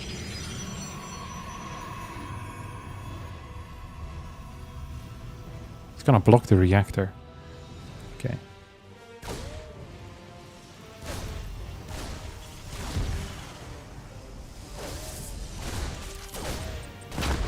Hit himself. Noob. So in this case, you just play 2 Heli and 3 Reaper now. Yeah. You kill the pylon. You add in a starport. And then the question is, how ready is Hero for the follow-up attack? There's going to be a Stalker, a Sentry, no tech yet because he doesn't have the cash after building that pylon. And if you lose any amount of workers here, it's pretty much over. Even if you don't lose workers, I just don't think this is a good situation. This Twilight Council is delayed by 40 seconds for no real reason. I guess you have the Sentry, but this feels very painful. This also is a significant investment out of byun though, so he ideally does something, but we also have double battery, so good luck with that. How are you gonna do anything? I don't know. Okay, 3rd gas is on the way here instantly. byun is opting for, I think it's gonna be Banshee. Oh, but it's... Oh. Okay, we've seen this a little bit and we'll talk about it later. For now, let's have a look to see what byun's gonna be capable of doing. Gets a single kill here. Battery in the main base will make sure that not much else is gonna die. And that means -5 units for a single probe. It's not what I'd recommend as a trade here from the Terran perspective. Yeah, Banshee speed is very popular right now. What the hell? Charge into Stargate, into Forge.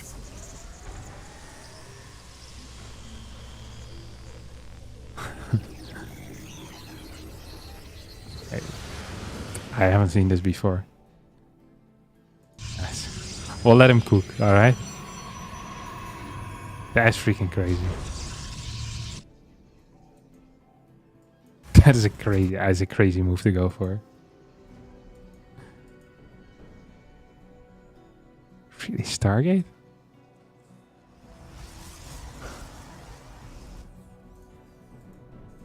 Here's just chilling here, making sure that indeed it's going to be an Aura or a Banshee coming out. He's starting with an Oracle rather than a Phoenix as well. Wow.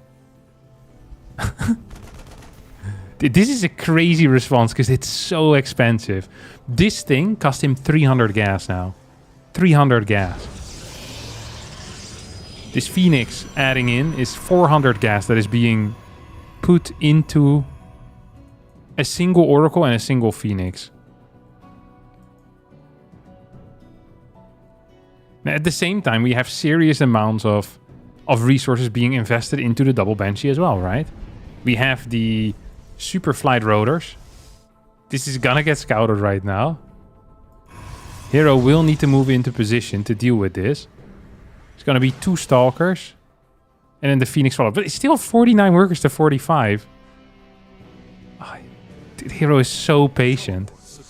Hero is so patient. Does not want to lose this pylon. I think he will lose this pylon though. It's real. I don't think byun realized that this was going to be real. He probably thought it was like a hallucination and then lost everything. That was a legitimately ridiculous thing to do out of Hero. Now Hero's going to move across the map. Can he kill his opponent here? We have what? 3 Phoenixes, 9 Zealots. We're not done with Stim. We have a tiny wall. Lag. It's not me. Maybe it's me. Don't think so. Here we go. Lift. Can you just run in here like a beast? I don't think you can, no. Maybe you can. Combat Shield's about to finish up. Hero is killing 7, 8 workers. 8 workers go down.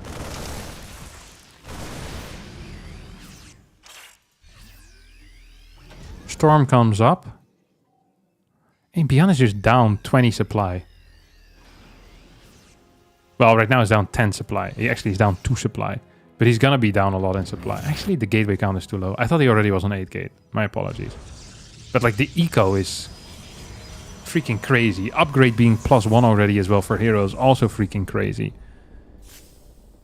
As there go your... Oh, bad target fire. I think 2 of them could have died had byun done a slightly better job there. I still think there's like a 30-second window that feels scary for Hero right now. If byun, however, survives that, I don't think there's anything scary for Hero in the world anymore. He's going to be on 4 bases, good upgrades, fast storm. He's fighting against someone that has no way of dealing with the storm. What a wild build order. I have not seen this charge into Stargate type of response before. Just after seeing Banshee, it's like, okay, this is what I want. SCVs now are being pulled out. This is going to hit like 15 seconds too late. It is actually just 15 seconds too late. Dude, you hit this 15 seconds quicker, I think you win the game. But right now, not so much. We have enough storms, so SCVs are significantly worse. Marines are significantly worse, and here we go. Storm number 1 is going to connect big time. All of these are going to die. Medevacs stay alive for now, but yeah, every single SCV has gone down already. It is still 66 army supply to 43, and we don't have any storms available. Mines are going to come in right now. Quite some damage is being dealt as all of these medevacs are low. Phoenix maybe could finish them up. Byun at 50 army supply against 29. There is 1 storm available, but it doesn't get used. More Marauders still coming in, moving forward. Yeah, 27 army supply to 27 army supply should mean that byun is going to eventually bleed out. Because the production will be too good here for Hero, and GG gets called, but good lord.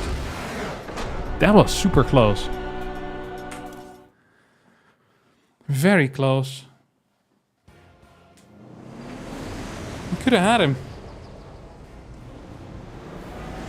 Despite the very weird early game.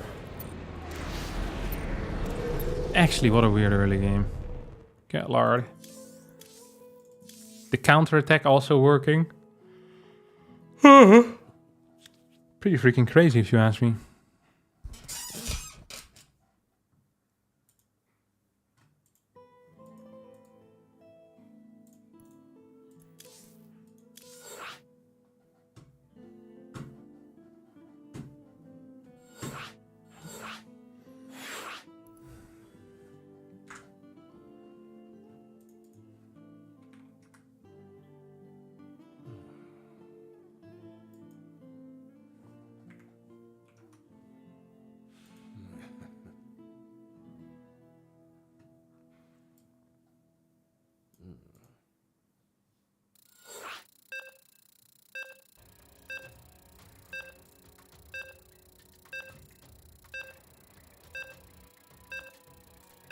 I just don't see it.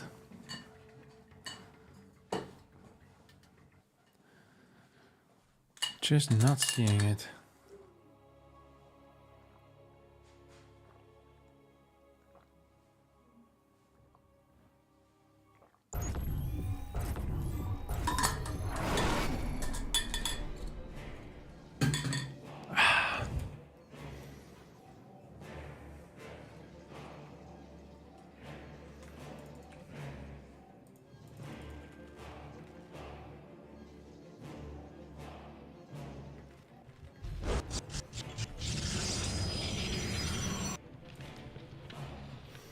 Hey, Captain, I was thinking about the challenge you were talking about the other day, about the 100 games versus a 4.5k player. I was thinking, how many games do you think you'd win versus me if you played 30 games each race?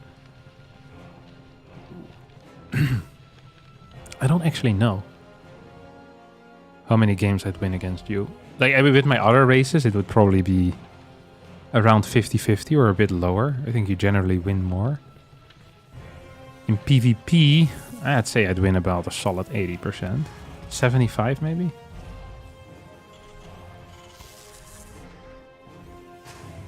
It's hard to say.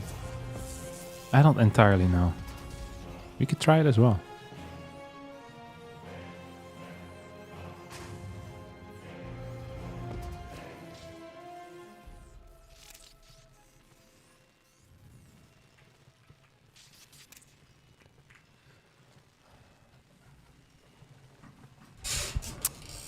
All right, here we go. Did this get scouted, by the way? No, it didn't, right? This is a really cute move, because this provides an insanely fast Reaper. And right now it's forcing out an instant Zealot, which is actually quite bad for the Protoss player. Very expensive. Really quite expensive. Zealot, Nexus, Pylon. So you're going to go Zealot into Adept. I mean, I think you just send this Reaper across the map, no? I wonder what the Zealot will do. Does it stay at home or does it also get sent across? Byun is barely going to find this thing.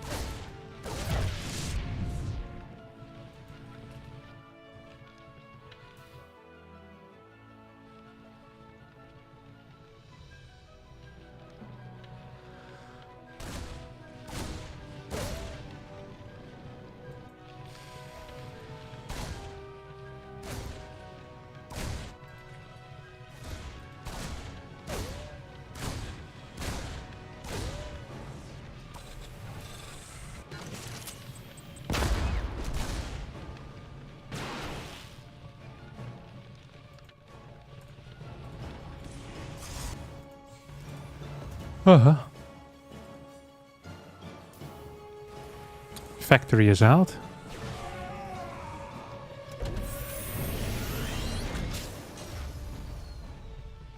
Cyclone on the way.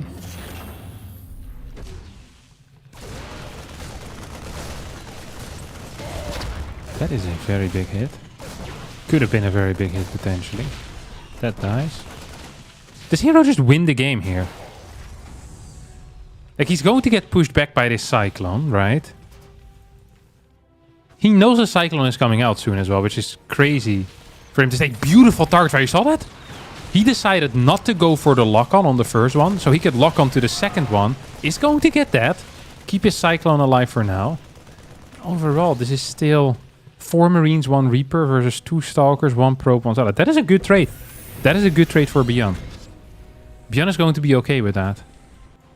What is the follow-up? Robo. Ugh. That was beautiful control out of byun. Legitimately beautiful control. Don't forget there is a healing fountain on this map that could be utilized.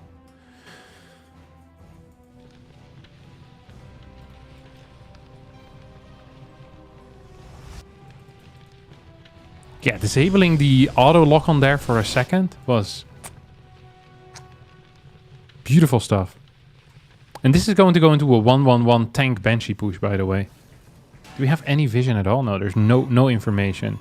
So there will be 2 Immortals out. Dude, Hero plays like... He actually plays like a madman, you know that? Like, he is freaking crazy.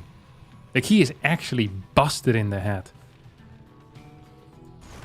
I don't think he had the information until now that he was playing against a very committed 1-1-1. Like, now, what he's doing makes a lot of sense. But before, it didn't at all. He's gonna go Robo into Stargate. So the same trick as in the previous game here. We have a Prism. It's gonna be a double Immortal drop into Stargate. Hallucinated Phoenix coming out.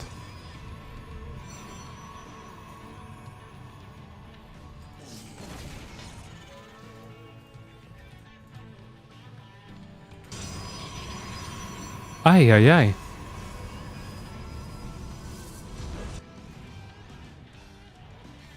Can he hold this? Actually, a lot of units. He can just clear this, can't he? Look at this. The chase as well with the Prism and the 2 Immortals. This is going to cost byun every single one of his units if Hero micros correctly, which he didn't entirely do. Okay, we get a lock on onto the Prism. Good move. Prism's going to get sent back. Hero's going to continue pushing in. Our first Phoenix is on the way. Twilight Council comes in behind this too. Here we go. Fully engaging into this position. There goes the Prism. And potentially the second Immortal as well. Oh, one Banshee goes down. This move out didn't entirely convince me. I'll be real. I liked byun's position before he did that significantly more. Or sorry, Hero's position before he did that significantly more. Now I'm not so certain. His third base is really late. He's going to be working off of pure charge Phoenix Immortal. Really only 2 Immortals as well. 46 workers to 44. Third CC being built on position. This is interesting, I guess. It actually feels very interesting to me.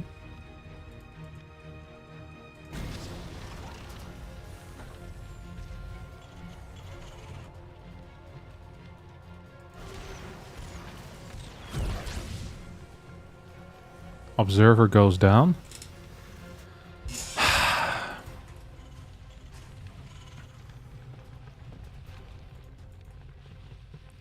So Hero here is very low gateway count, and he wants to attack with 3 gateway units. That means that if he doesn't get significant damage with this push out, he has lost the game. 100%. Like, there's absolutely no way. Oh, he cancels. byun cancels and rebuilds. I wonder if Hero's still going to commit, because he kind of has to. He has no infrastructure behind this. He's going to get a Templar Archives now. Something is dealing damage. I don't know what it was, but this Banshee is going to show up as well. We have a Phoenix out. 4 Phoenixes out. So we'll just clear this Banshee. This is such an insanely weird setup.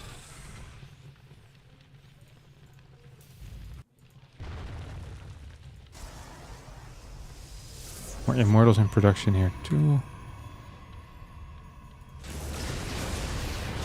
Hey, how did he catch that? Is there an Observer here? Oh, they weren't borrowed yet. What the hell? The Hero's playing well.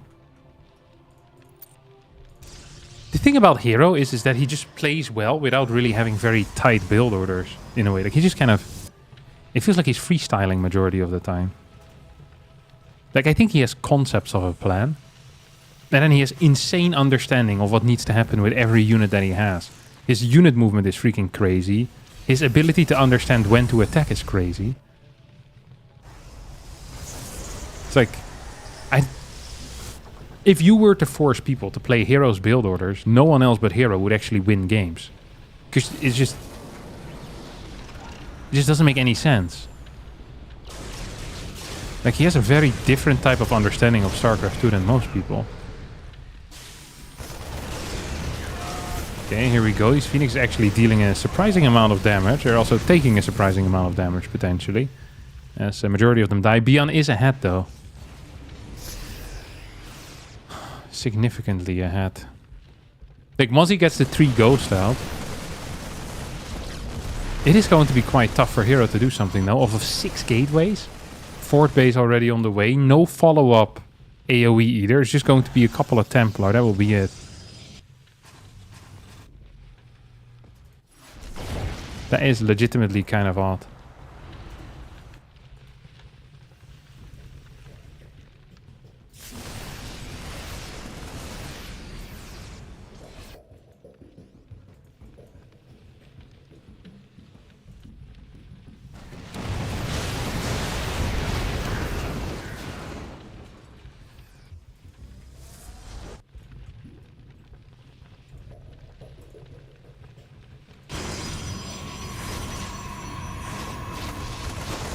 Marine Scout on the 4th. I'm surprised byun is not actually going for an attack yet. He's adding in 3 more Ghosts, 2 more Vikings into the mix. We're gonna get double Robo plus Robo Bay. So I'm feeling Colossus here. I absolutely am feeling Colossus. What do we have here?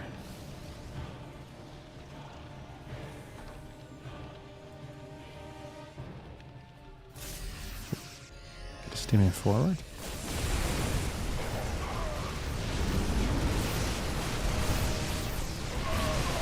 What's in this medevac? I have no clue. Here comes the Templar flank as well. Lots of these units are already fairly low. We still have a couple of storms available as tanks are being lifted. I mean, storms will reign supreme at this point now. We're going to need some big EMPing. It is 160 supply or 152 supply to 115. So theoretically, byun is in a good spot. He just needs to heal up. Actually, what he should be doing is turn off his medevac healing, heal his entire army in the healing zone. Because right now what's going to happen is he's going to heal up his army with 2 medevacs. Every single medevac is going to be empty. While he could have just done this for free. And it will also heal up his medevacs, don't forget. Absolutely, the healing fountain here should have been used. But he already used so much energy at this point. It's kind of been a blunder. Storm drop into the 3rd base. 163 supply to 141. Here comes an EMP. Here comes a storm. And here comes the pickup. Once more, Hero manages to piss off. He's actually going for Graphitic Drive before Thermal Lens, despite pumping Colossus 2 at a time. Which is kind of wild. 2-2 is on the way here. Okay, byun has 5 Vikings. A crap ton of medevacs. And enough Ghosts to EMP every single Templar that exists. There's 8 Ghosts versus 5 Templar. Here we go. Scan towards the left isn't here. Can we get one more scan towards the left? We need it so badly. Vikings in the back dishing out a lot of damage. Can we get some EMP? Storms are actually doing so much over here. As Hero is going to be pushing back this army. Every single Viking has died at this point. We're going to get 1, 2, 3 more storms in this force. 2 more now. Here comes number 1. Immortal also dishing out serious damage. Hero's just going to win this game. Crazy early game once more. Hero absolutely busted in the head. He's just blasting his opponent. And byun's no walkover usually. I mean, he's no walkover now either. He's still in the game, but good lord. Hero makes it look simple. He really does. We have a 2nd starport on the way. We are up to 5 barracks. Fort CC coming down. 13 minutes into the game. It is fairly late. 2-2 is about to finish up as well. Both these players very slow on the upgrades, by the way. Very slow on the upgrades. We still have a damaged medevac fleet. Could definitely do something about that as a... I thought this was going to be a 6th base. And then this was a 2x2 structure instead of a... What is the Nexus? 9x9? 6x6. I think it's 6x6. 2 gateways, right? 5x5? 6x6 sounds right. Yeah, something like that. 5x5? I don't know how tall it is. Here comes a drop. 4 zealots into the main. There's no turret.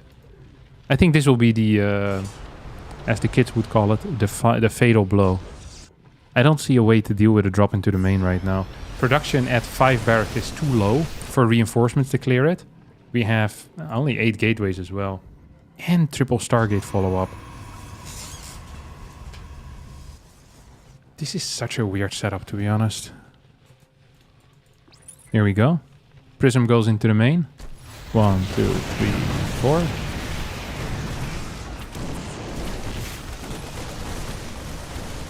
This turret is gonna get smashed as well.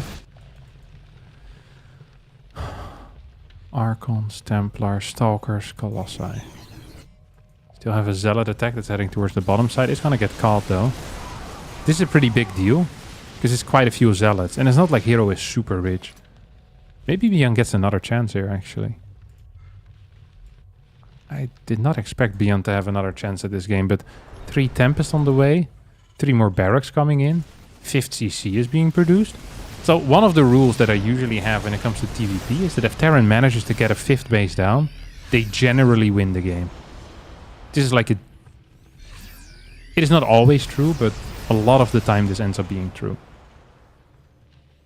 The one time where it often isn't true is if the Protoss plays Tempest compositions, and that is what we're seeing here out of Hero. That's kind of like the one exception that confirms the rule. Vikings taking a beating here.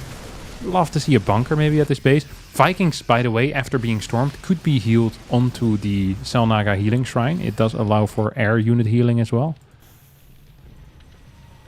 As Hero continues expanding Not even that aggressively, but he does continue expanding.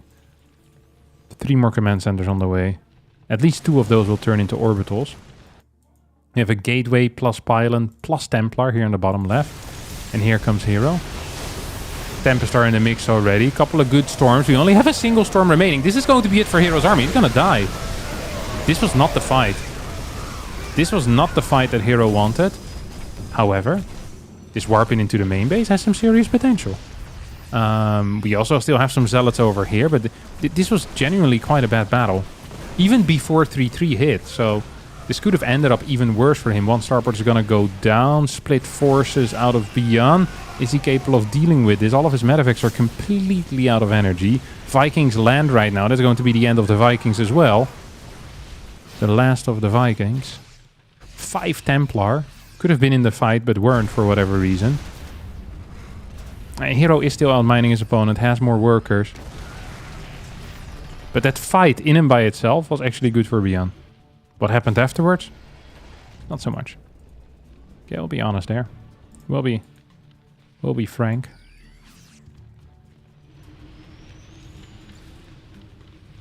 Three more Temps. Oh, what was that? Oh, that was 3 Templar. That's a big deal. How many Templar do we have left right now? 8. Okay. Not as big a deal as I thought it would be. Income is pretty even though, except in the gas. But even there, 200 gas off. It's not the end of the world. Planetary goes down on the 5th. And we're on 6 orbitals right now. That is serious numbers. Second starport comes in once more as well. We have 7 medevacs, 4 Vikings. I'm expecting fusion core. Plus maybe even 3rd starport to come in at some point. I think a 3rd starport is not a mistake. As we could be working towards a 6th base too. Oh, here we go. Single Stalker as a distraction as this army starts attacking as well. Vikings in the sky get stormed plus Tempest. This is a small force and this is the real attack. Oh, beautiful little aggressive recall here. Wait, what army is being recalled though? Oh, it's just Zealot. It's Zealot Templar. Can we get an EMP? Do I hear an EMP? Do I hear an EMP? EMP. No EMP, no EMP, no EMP. There we go, EMP hits. This is gonna die. No storms and very late EMPs, but the left side base also is being cleared. This is a great move out of Hero, who will be capable of dealing a lot of damage here. Clears the 5th base of his opponent. He's dominating. Hero's mothership shenanigans, man. Absolutely dominating.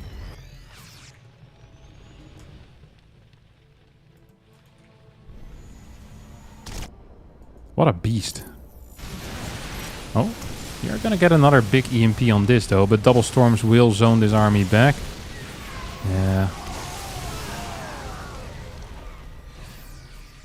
Yeah. There's never enough storms in an army.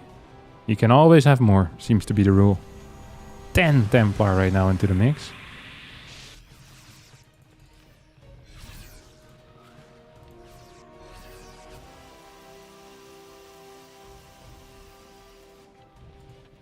Observer speed on the way. Supplies are still so close. This actually scares me for Hero much more than for byun. Because byun should have a larger army as a result. Because look at the worker count. Look at this. Look at this flank that's coming in right now. If these EMPs connect, and we're not going to get any helping storms, this could be really bad.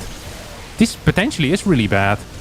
Okay, that's a good storm. We have one more. EMP is going to connect though. This army is going to disappear. Yeah, it is. We have a counterattack once again into the main base. This is like the 4th time that Hero manages the same trick.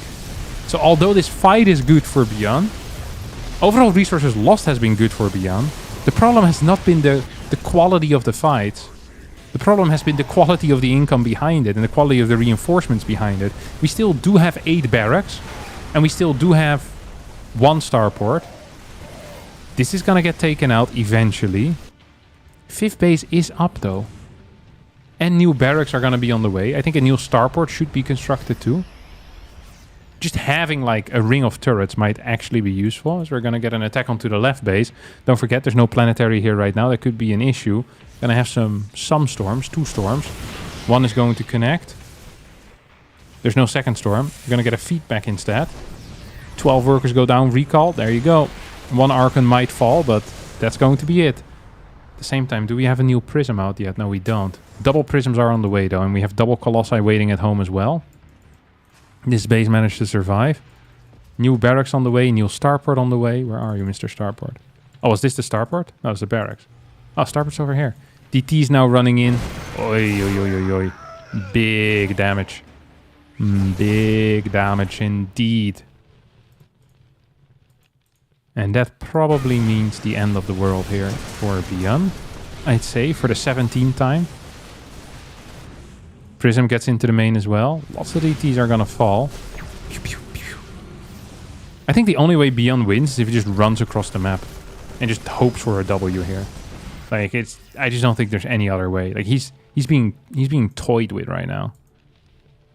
He's absolutely. Hero is using him as a Labubu doll. I don't actually know what you do with Labubu dolls, but I bet you throw them around a bunch. And that is definitely what is happening here right now. Ooh, Vikings are actually dealing a decent amount of damage. Do we have any storms available? We have 2 Templar. 3 storms total. Can we get an EMP on that? No, we can't. Beyond going back here would be a crazy, ill-informed move. This base has been denied. Beyond just needs to continue pushing in, right? And he needs to go fast. Like, every second that goes by is another warp in, which would be terrible. Like, 3 zealots. Like, Hero doesn't lose any sleep over that because he can just warp in 10 more. And here we go. EMPs are kind of hitting.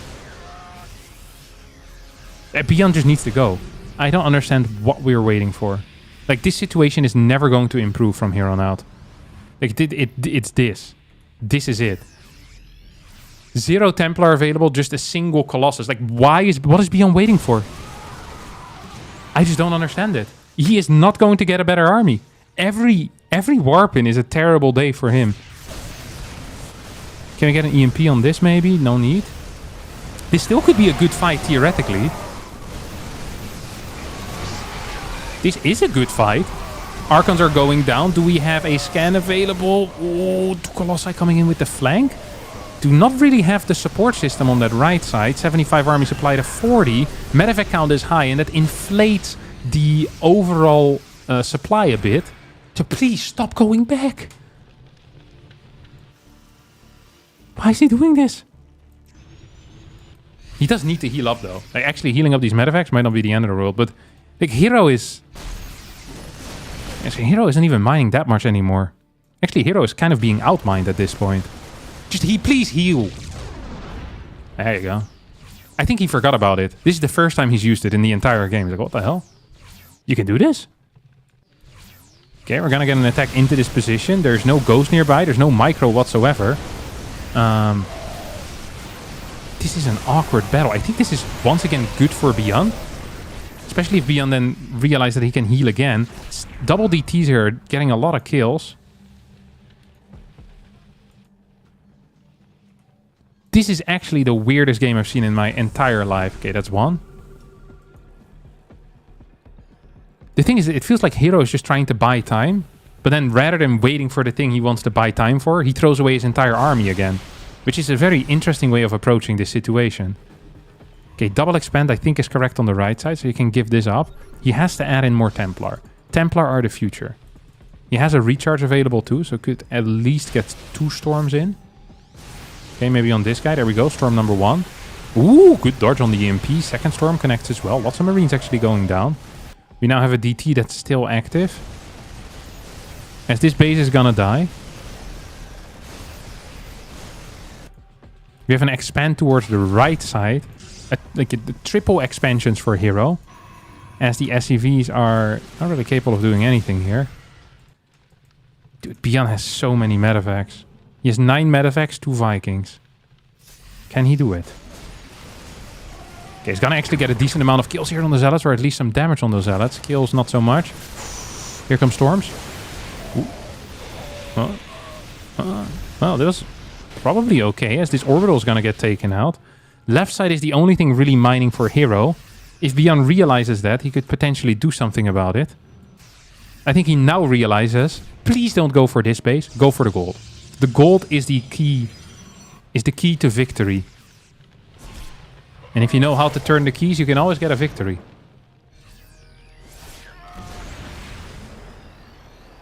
Does byun know the 13 keys? He still has a bunch of stuff over here. Oh, this could die. Do we have a recall available? I'm not even sure. These stalkers will fall, no? Does he try to blink past? Gets one medevac. Oh. What is the grand plan right now? Flies a barracks towards the right. That's interesting. So not many people might notice, but a barracks can't actually provide any mining. Only a command center can do that.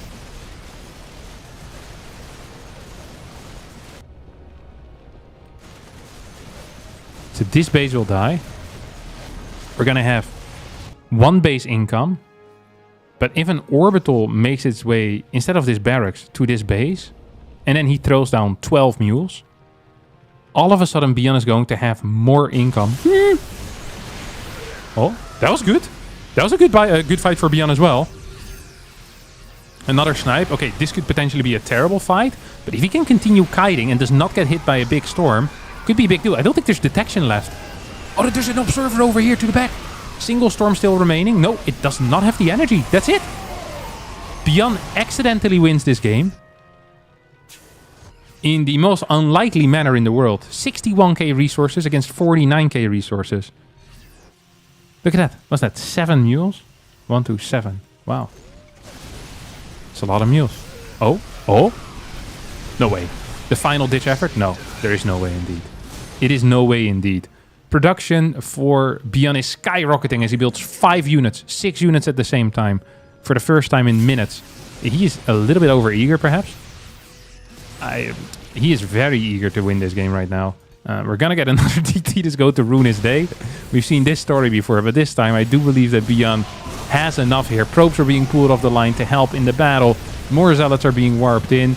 Vikings could land, will land, as the SCVs are fighting the DT. That is not an extremely fair fight, especially now that it's gone invisible again. Marauders come in to help, and this, after 28 minutes and 10 seconds, is going to be the most ridiculous game that I have seen in a very, very long time.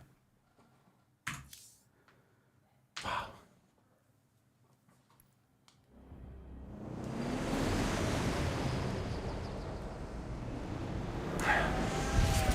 Hero threw so hard this game. It was his if he just chilled a bit, right, Captain? There were some debatable fights, one could definitely say, yeah.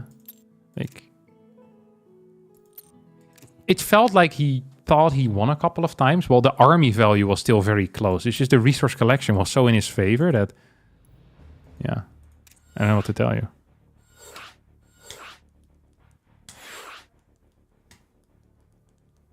That was actually a pretty wild game.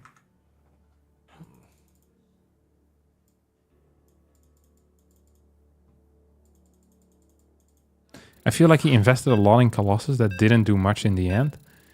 Yeah. Yeah, no, I'm with you. It felt like his Colossus did not do enough.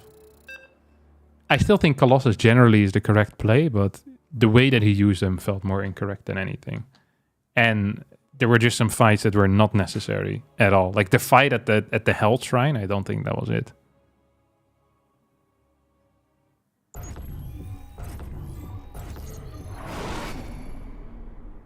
Fun game, though.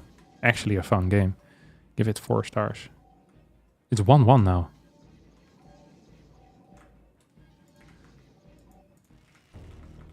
Freaking crazy.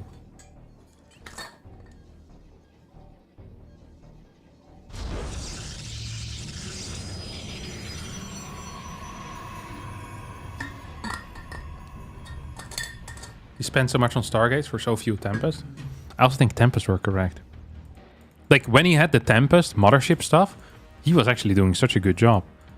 And then he went into like a lower tier army again afterwards, and things started going haywire from there on out. But you know what it is. Black and yellow, black and yellow, black and yellow. Oh, I think Hero's gonna scout this little trick instantly this time. Don't forget, he got a little bit confused previously. Okay, I'm gonna see if there's a snack real fast. Do you think Disruptors would have been better than the Colossus? Initially, Colossus is very good. Then you can always get some Disruptors after, but I personally like the Colossus Templar Tempest Mothership a lot. I think it's very good. Disruptors are pretty supply heavy. And in an open map like Torches, it can feel like they don't do anything against people with good micro. So I think like he was trading well once he had the Tempest Mothership stuff and a lot of Templar. I don't quite know why he didn't go back into that. After he lost that one Mothership, he kind of gave up on the concept altogether, but it is what it is, you know? It absolutely is what it is.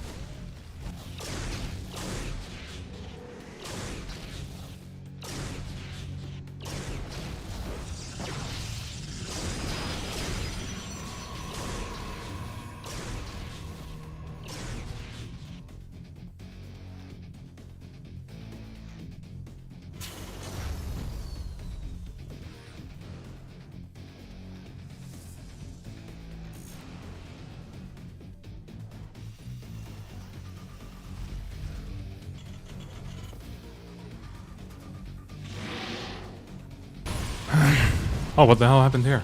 What, the bushes are on fire? What the hell? Crazy. See, this is the type of stuff that makes StarCraft the greatest game that has ever survived. Like the fact that in 2008, when they started making this game, or 2006 or whatever, they're like, you know what would be cool? If... Do I not have sound? Alright, we do have sound, never mind. They were like, you know what would be cool? If a Hellion attacks a tree, or a unit near a tree, the splash should, you know, put it on fire. That is freaking nice, you know? I didn't know people were so smart back then in 2006 already. What happened in this early game? Dude, I've been eating these little pricks. The green wankers, they're so delicious. And it's also, I read, it has good nutritional stats. It's the little beans. You spell like that. I don't, something like that. Edamamemes. Edamames? Edamamemes. Dude, they're so good. Legit, so good. I could eat these for days. Edamame? Yeah, whatever. Edamame. Edamameme. You know what I mean, though. Dude, tasty as hell. Okay, not gonna lie, I'd never had them in my life, so I didn't know how to eat them. So we went to a restaurant and you got like a bowl of them, and I just put them in my mouth wholesale. And I just started chewing it. You should have seen the face of the waiter. He was very confused. And I pretended like I had eaten them before as well. So I just put a second one in my mouth. I was like, Jesus Christ, these guys are tough. The entire Harry Pot? Yeah. Dude, I ate that stuff wholesale, baby. This was last year. I'm not even joking. I didn't know what to do with them. Alright? Edamame. Okay, that's what we'll call them. Freaking crazy. And he was like a relatively young kid as well. So it was like, he didn't want to say anything, you know? He was like, let's not interrupt the customer while he's making a huge blunder. And then Irene asked me, like, what are you doing? I said, I'm eating the beans. As I put a third one in my mouth. Freaking delicious. All right, what the hell happened in this game? Hero is in a great spot. Does he have Storm? No Storm. No Storm, but there's also no Mine, so neither player has Splash. Theoretically, a Protoss victory here. Like, definitely a big Protoss lead, but you move out on the map. You could potentially lose. Ooh, that's -2 medevacs, maybe. Could blink to the side. I like that. Opens up the situation a bit. Ideally, byun gets the heal in the middle again. That's not what's happening, though.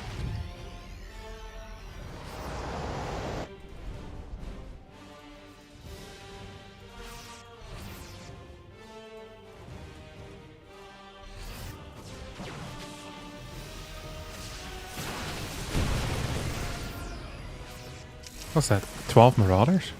Yeah, 12 Marauders, 12 Marines. Decent amount of Zealots here. I mean, the moment double Colossus come out and we have Thermal Lance, isn't this game just extremely good for the Protoss player?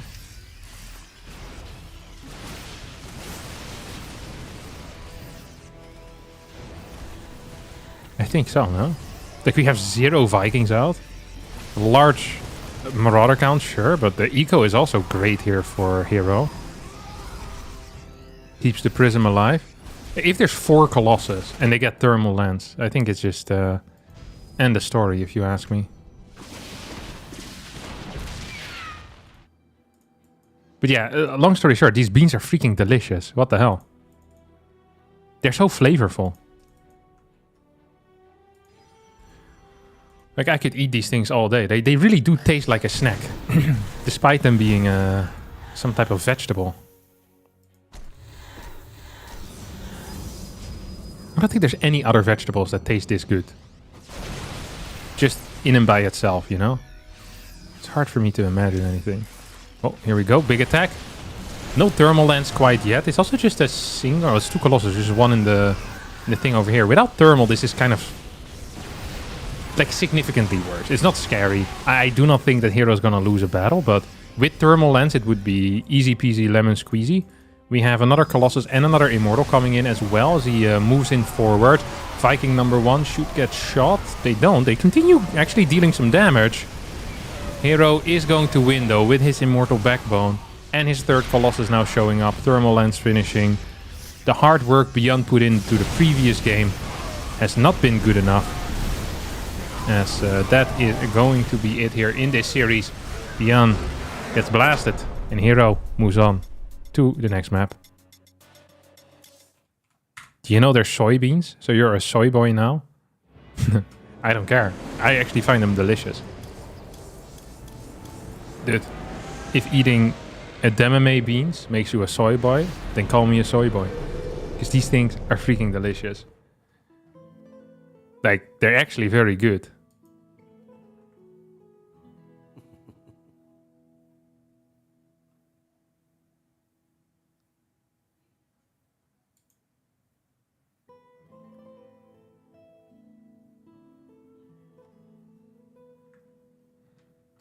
Do you still eat them with the peel on? No. So now what you do is, I think you put salt on it or something. And then you You squeeze them out. That is what I do. You squeeze them out in your mouth. It is very, very tasty. Like, ridiculously tasty. It almost, like I said, it's surreal how good it is. I'm an absolutely massive fan of him. Wait, what is our next match?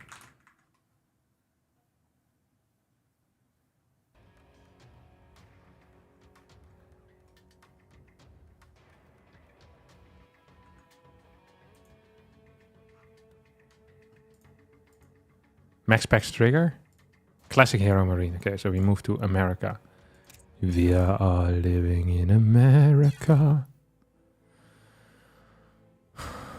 Roasted chickpeas are also a great snack. I hate chickpeas so much.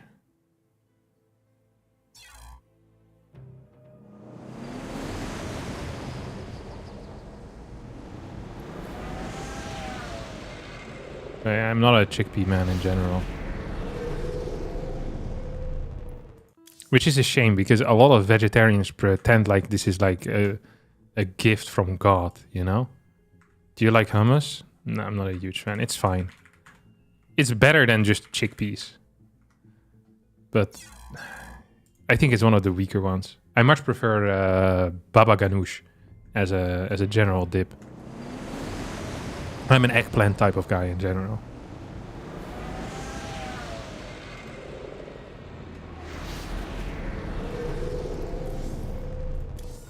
Oh, Trigger is in the lobby. Wait, maybe we do Maxpax into Trigger first.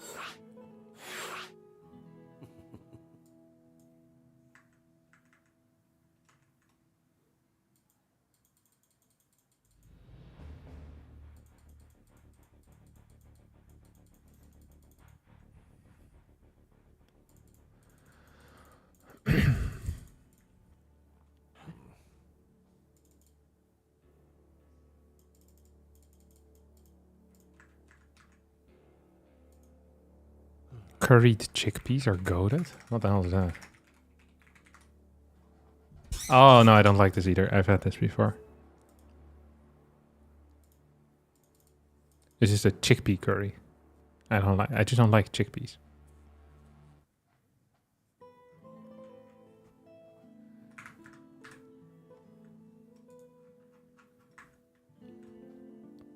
I'm just not a fan of them. I don't know what to tell you.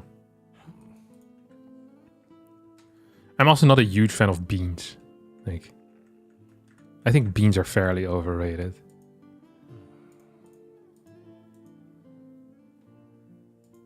All types of beans. Pinto beans, kidney beans, brown beans, black beans. You name a bean and I hate it.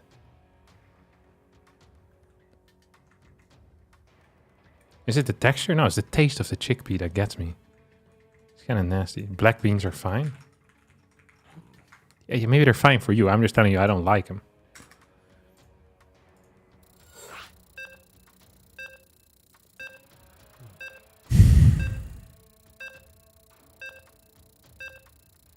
Mr. Bean? I do like Mr. Bean. Yeah, he's my favorite bean. And Mr. Bean is funny as hell.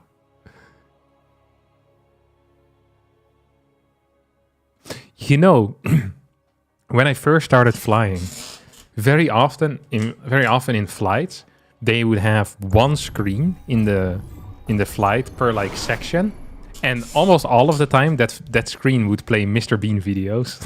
This was like a common thing when I first started flying in like what 2010 or so. This was. I'm not sure if it was because they did it in KLM, or I think I used to fly a lot with SAS, which is like Scandinavian Airlines or something. But they would always have the Mr. Bean videos playing. It got me good.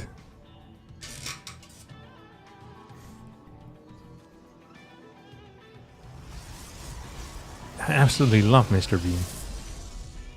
When he's like sitting on like with the chair on top of his car, the steering wheel. I also love Johnny English, the movie. That guy is funny as hell in general. He called Rowan. Like just his face, the way he moves, the way he does things. But even if he wouldn't do anything funny, like his face it just looks funny. Like this guy was born to be funny, you know? It's crazy. Guess Mr. Beam translates well to non-English speakers. Yeah, probably. Because you don't really need the, you know, the language part. Although his when he makes these noises are also freaking chef's kiss. They get me going real good. Okay, let's see what Trigger's plan is gonna be. I wonder if Trigger's already aware of the improved version of Maxpax. And when I say improved, I mean the changed version of Maxpax. The version of Maxpax that opens up with a 2-gate every single game and then goes into a fast Stargate. Maxpax, he looked at his own gameplay and he said to himself, you know what, I think I'm a bit too predictable. I'm playing 1-gate expand every single game for the past 5 years. How about I start playing Stargate first every single game for the upcoming 5 years?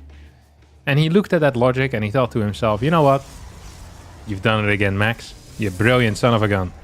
So what we're going to see here is an Adept Stalker into a Stargate. Trigger is going to go for a Proxy Robo.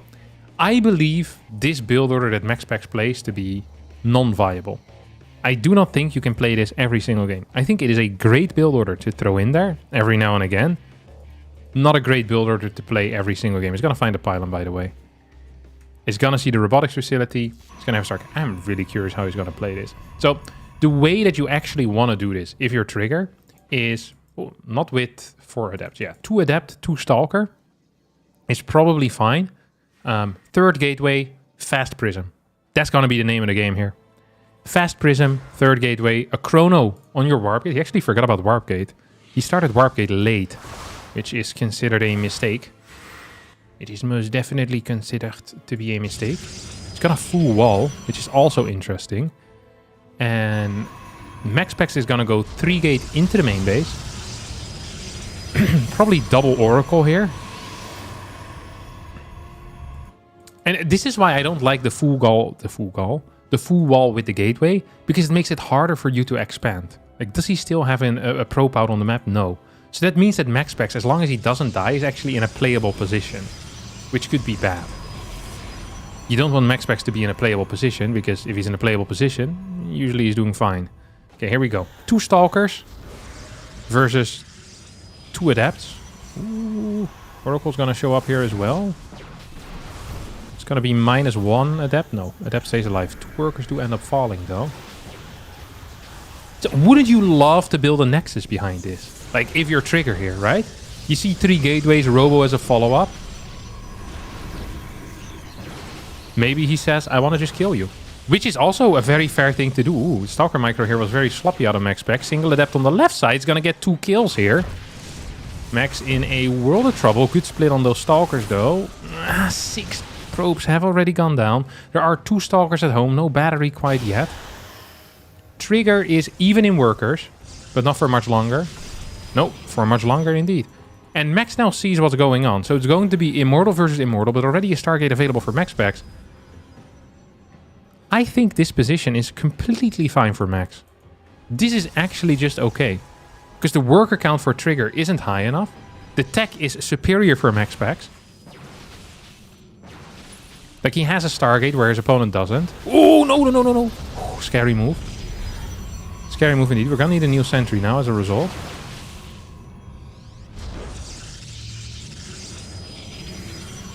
Oracle's going to get 2 kills. As Trigger will continue trying to kill his opponent here. He must be very confident in his own micro. Let's see how that's going to work out for him.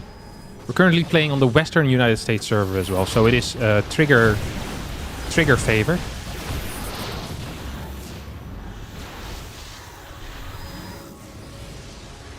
Oracle idling on the right side, 3 Stalkers in the main. Still a full wall over here. Second Immortal about to come out. Ooh, we're gonna actually walk down the ramp. I think this is a mistake. This is a huge blunder here, absolutely. You cannot do that. That is a huge blunder out of Maxpax. It's going to lose quite a few units as a result. New battery on the way as well. So, an underrated move that people don't make enough in my mind. Oh. Hold that thought. Is to try to counterattack with a single Immortal and a Prism here. Once you get your second Immortal out.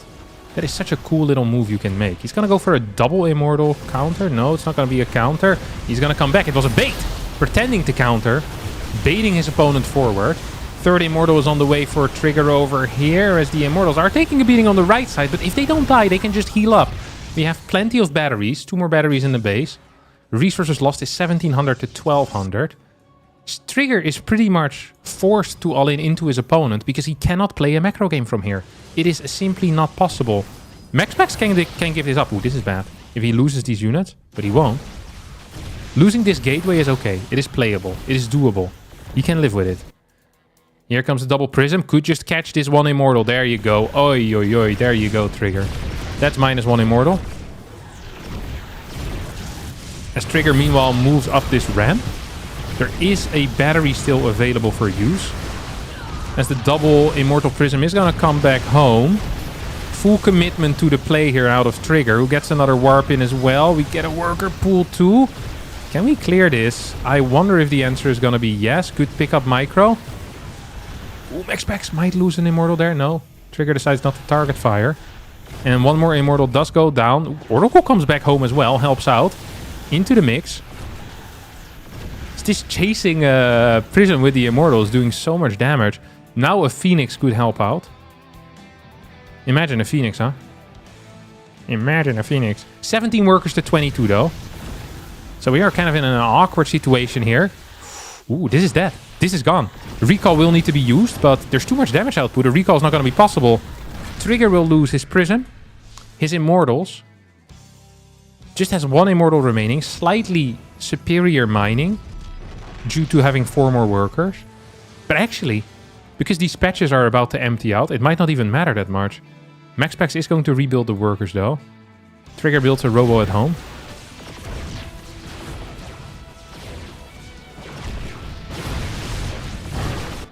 And here comes the Oracle. If it just gets like 1 kill, that's enough. Boom.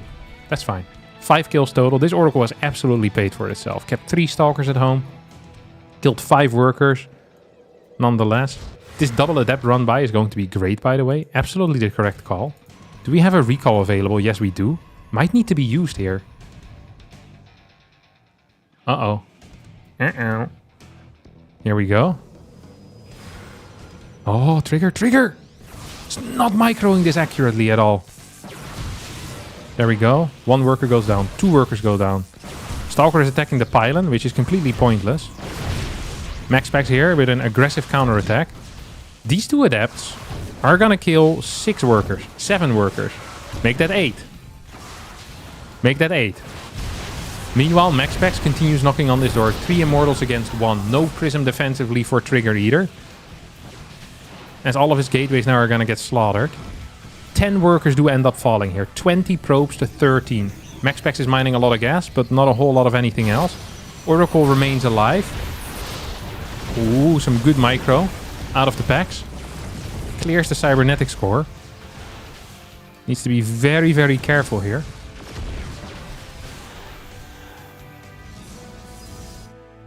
This observer comes home. 20 workers to 15. I mean, Maxpax can just rebuild these workers, right? We have a new gate on the way as well. Oracle is going to be annoying until the end of time, but there's no Nexus. So the Nexus right now is pretty much 1 minute of eco for Max. Max is actually going to jump onto the high ground. He believes he can do this. I might believe in his belief here. So a couple of workers are going to fall. 2 Immortals versus 3 Immortals, but with the help of batteries, Trigger is going to stabilize. 2 probes go down, a little bit of mining time lost. I think it's expansion time. Expansion sentry time. Look how much gas he has. He has 600 gas in the bank. He can build 12 sentries if he wants to.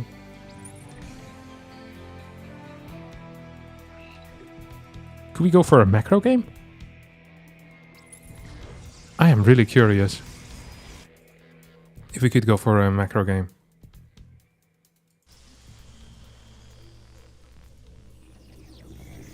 "12 sentries, you mean 6? Well, by the time he's built the first 6, he'll have enough gas for 12. So he could build 12. Ooh, a risky maneuver. Works out though. As they often say in the bakery world, he who risks it, gets the biscuit. There you go. Baker's not known for their clear speech. That's why I had to redo it 3 times. Ooh, Max is gonna go for the snipe. Let's see if he'll get it.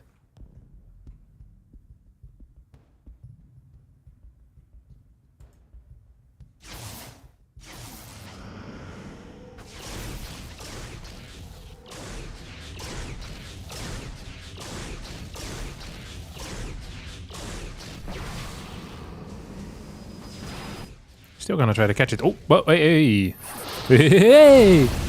Immortal just randomly rallied to the middle of the map. It's also considered a blunder. Because it's not a good move. And it has no purpose. And it's probably a mistake. And thus a blunder. Trigger here is about to die. He might not be aware of it yet. Now he is aware of it as he's going to get force fielded in. And Prism is gonna fall as well. And look at that. Maxpax. Phenomenal job here. Microing, macroing, making decisions, playing builds that aren't allowed. And Trigger ends up falling here to the young Dane.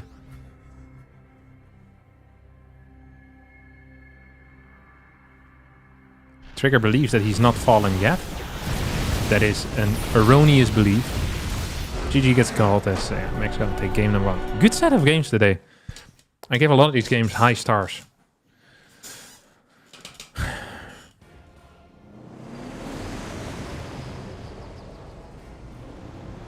Very high starage. But this was definitely like a 4.5 star game.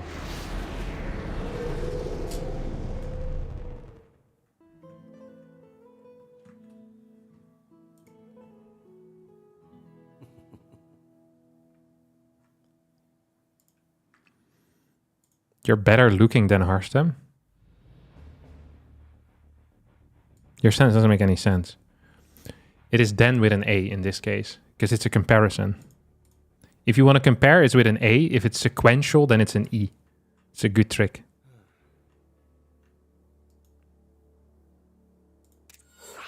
Sequential with an E. Comparing with an A. So good luck next time you try to insult me. Do it grammatically correct. Play me, big lip fish. Don't have my glasses, barely can see. Oh, you just don't know how to spell. Barely is also spelled different.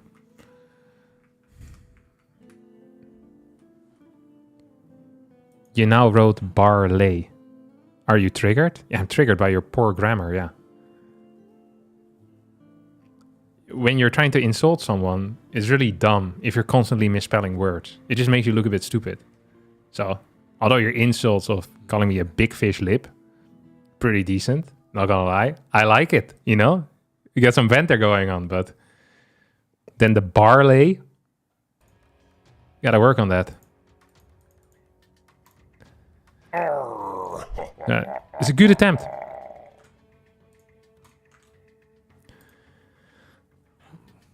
Thank you for the 1,000 bits, Smart Gains. Shout out to you, buddy. Or can't see, you sensitive. No, I'm not sensitive. You just saying that I'm triggered or sensitive doesn't actually make you triggered or sensitive. You know, that's not how it works, right? Wait, did they start without me? That would actually trigger me.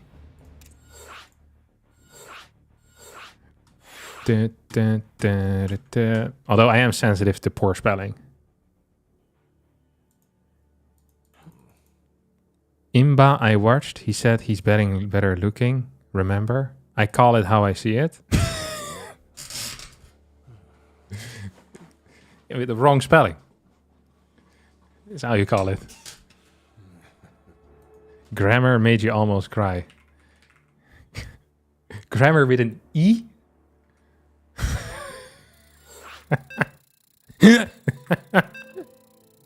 It's grammar with 2 A's.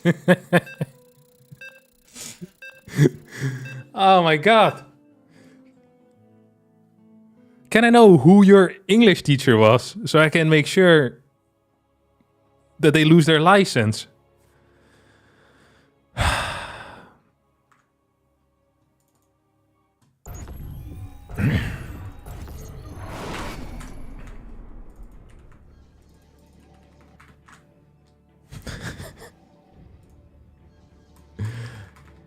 Their teaching license, well known. All right, let's do some video games.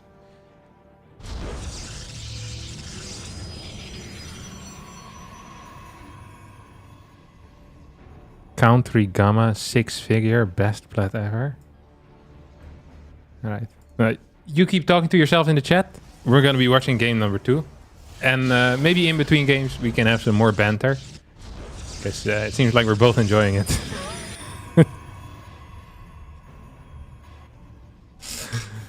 Alright. Let's see what the Trigger's going to do. If I'm Trigger, honestly, in this situation, I know I always say this, but I really believe it's correct to go for another proxy robo. You should always... Like, there's so many obvious mistakes that he made in the last game that not going for a proxy robo would be... It would be a mistake. It actually would be a mistake.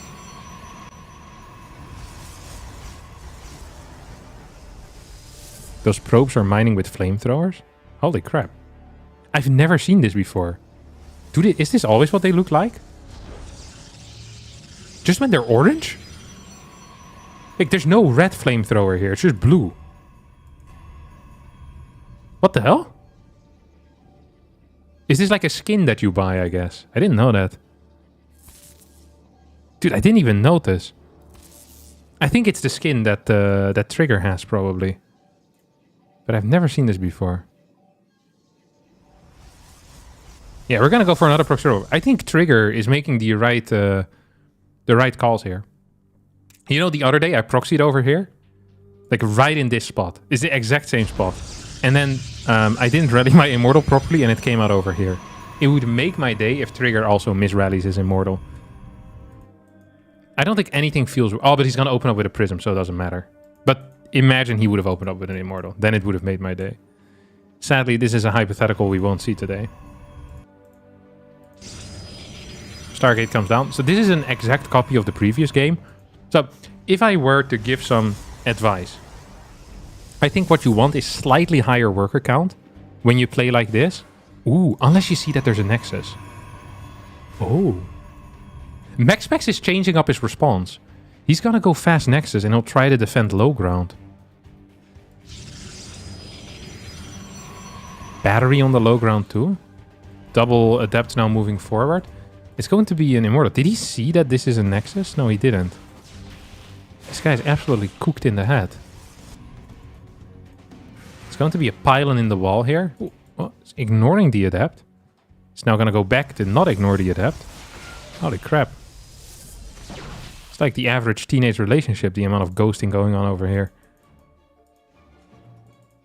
Oracle's the first unit. How do you defend this, though, with 2 Stalkers and an Adept? 1 battery to deal with an Immortal. It's like, good luck, my dear friend. There's no battery in the main, though. It's going to be 2 Stalkers in the main instead. There are 2 Stalkers that will join this party. So that is neat. Neato. Oh, he's gonna almost lock him in. A couple of things you can do here. I think clearing that pylon could have been something you might want to try. We're gonna target down this Immortal rather than going down for the Stalkers, which is interesting and potentially the wrong call here. I think taking out these Stalkers would have had the priority because you actually have air units. Now we're gonna get 1 more warp in potentially aggressively. With 2 Stalkers would be a big deal. These guys are stuck. 3rd gateway now on the way. A lot of cash in the bank as well. First Void Ray is out. Oracle makes its way across the map. Get a Chrono Boost on this Immortal.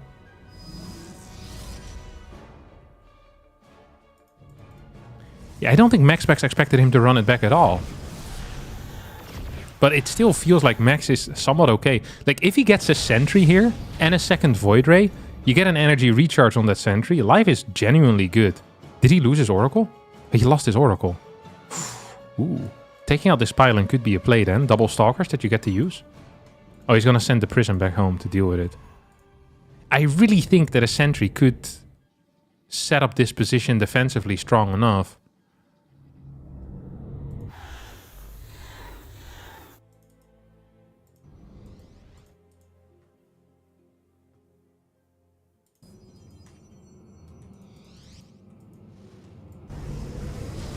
Another battery coming in forward.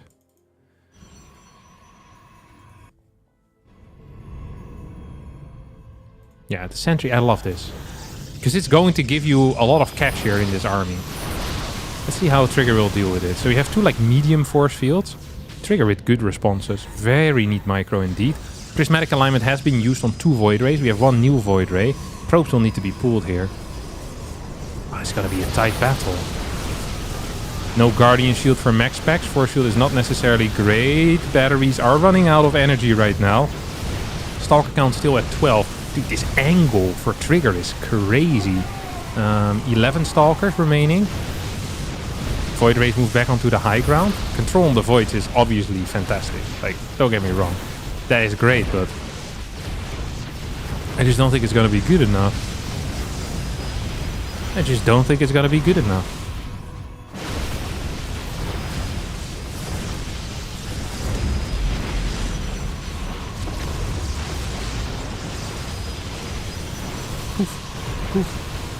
Good pickup micros, all you really need here. Just make sure you don't lose any units unnecessarily.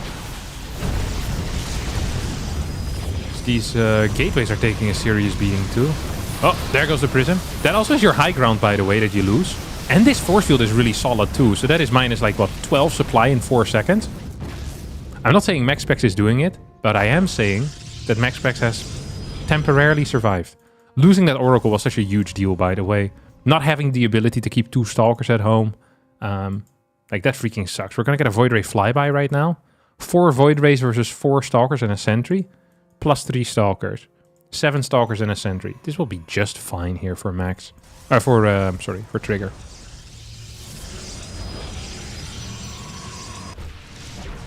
Okay, so Maxpax sees that army.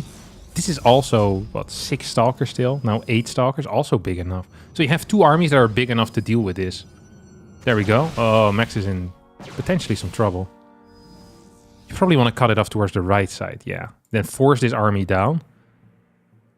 Keep going, keep going, keep going. Finds the pylon. I mean, that's a start. Absolutely. Hallucinations being sent out. Neither player with a natural, by the way. Continuing to stay on a single base. It's going to be Immortal, Void Ray versus Blink Immortal. I think Maxpax might be capable of maneuvering into a macro game from here on out. I think there's absolutely potential.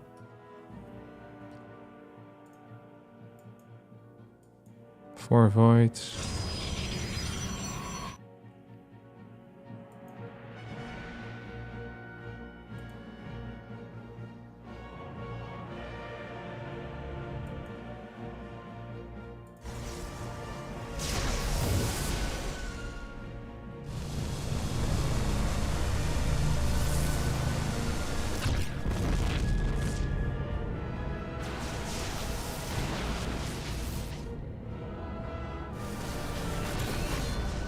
Seems like it's not really working out for Trigger, is it?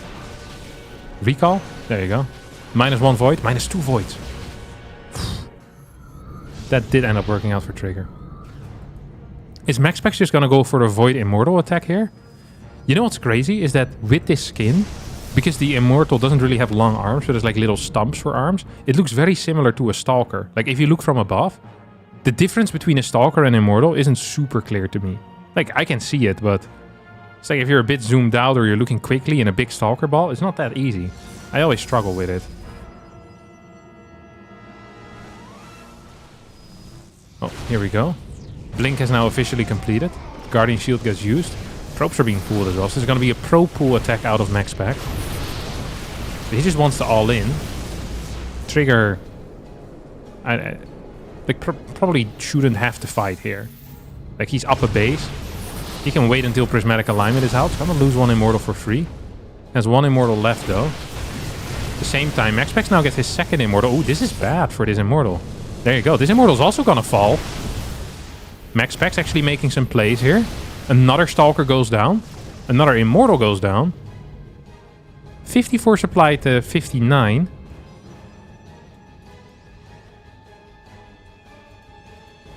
Trigger is being super aggressive for someone that's outmining his opponent by 500 minerals a minute.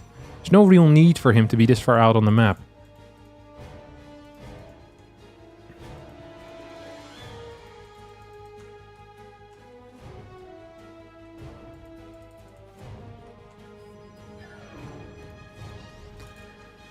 Battery up here too.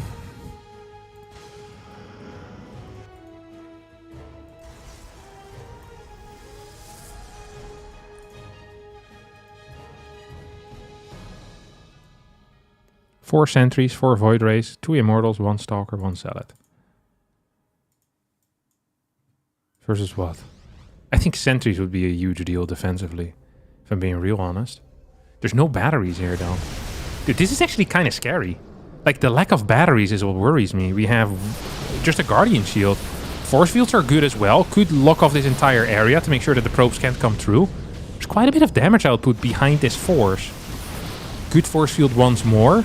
Lots of stalkers are going down. I think Maxpax here. Prismatic alignment is running out. There's 3 immortals in the back though. Get a big blink in forward. Will target down these voids. But the 3 immortals are putting in some serious work. 26 army supplied at 27. 2 adepts show up. Is there enough damage output for Maxpax? The answer is going to be no, but good lord, this was way closer than it ever should have been. As Trigger ties up the series.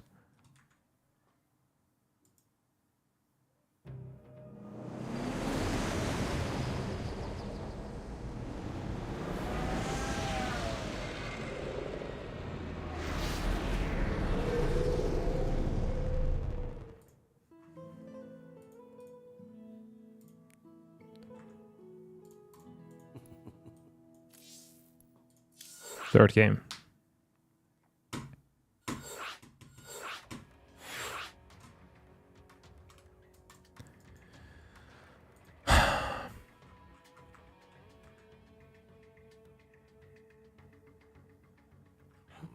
Is the rest of this tournament also today? Right now we're already... Let's see.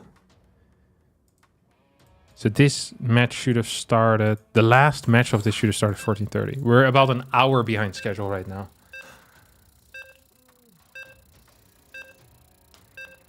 That is legit quite crazy. Have you seen the Kerrigan Gone Rogue mod? Stellar mod? No, what are you on about, Tawny Peach?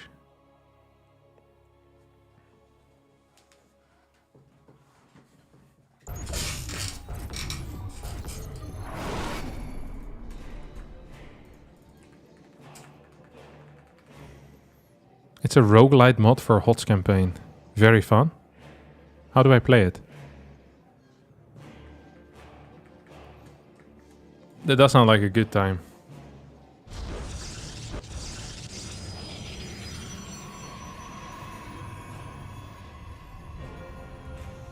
Alright. What is the chance here that Trigger goes for another proxy robo?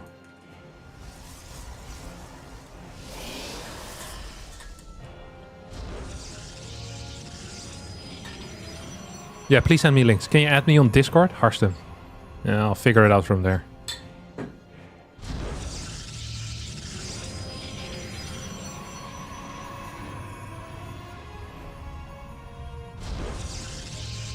I think he's just going to go for Proxy Robo. Maxpax goes for the Gate Scout. We're going to have a second gate into... Oh! Oh, it was a mistake. Oh, this probe is still confused. I was like, what the hell? You're full walling? That doesn't make any sense. I actually think it's correct to just chase this probe right now, if you're playing a serious tournament. Oh, trigger goes to the left.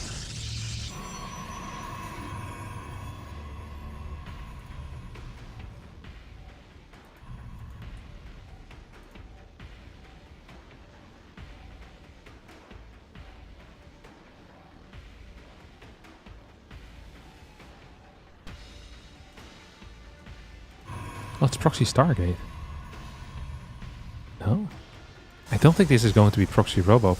I do wonder how Maxpax will deal with the Proxy Stargate.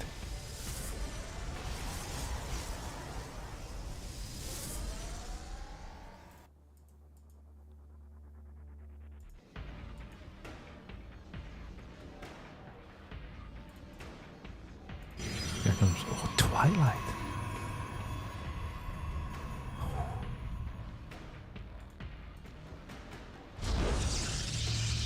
I like this too. I don't entirely know how this will play out though. So the problem with Twilight Council openers... The problem with Twilight Council openers is what? Is that they're pretty all in. They are very all in. Oracle comes out. Gonna have a probe on the far left side right now. You have a probe on the far right. There's a lot of scouting happening for Max. It's not a lot of information gathering though. Double adepts out of trigger, one a shade in. Do we have a probe in position? Of course we do. There is a probe in position. Is the cache there? The cache is there. Barely, but it is there. Battery on the high ground. We're going for the same response as in game number 1. This adept has gotten no real information. This Oracle is going to go find these adepts. It's going to try to chase them. Doesn't really have a lot of energy though. It's not doing good micro either. Oh, we'll catch one. Might catch the second one as well. Why did he cancel this? I guess there were 2 stalkers here. So both adepts are going to fall. That's a pretty big deal. Oracle can now move back to get a refill in the main base if he wants to. It's going to be Void Ray into Robotics Facility. And Blink into Nexus. So Trigger here pretending like he's fake proxying. And then in reality, still real proxying. Because this Blink is serious.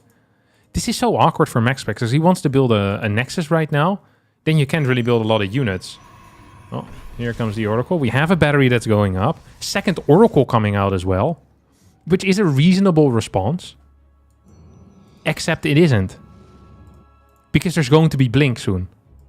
And this Blink is going to hit like a freaking truck. Oh, it's going to hit like a truck. We'll get a fast Immortal in the mix, I guess. Worker count is fairly even. Here we go. These guys will have Blink so freaking soon. One Stalker goes down pretty much instantly. These Adepts, do we have a Worker in the wall? No, we don't. Oh, he's baiting him. He's absolutely baiting him. Both Adepts will fall. I think Maxpax is dead. So 2 Oracles will be out still. They could potentially deal some damage, but it's going to be 2 Oracles versus the world. And right now the Oracles are even going back home. And that probably means the end of this low ground expansion. 9 Stalkers, 1 Sentry versus 1 Stalker. Soon 1 Immortal. We're gonna get some Stasis Wards. Stasis Wards will need to play a major role in this game. Is he seeing it? He did not see it. Time for a new pair of glasses. Good lord, that was painful. It's going to give Maxpax a little bit more time here. Oh! There goes your sentry. Painful number 2. If he blinks in forward on top of the stasis...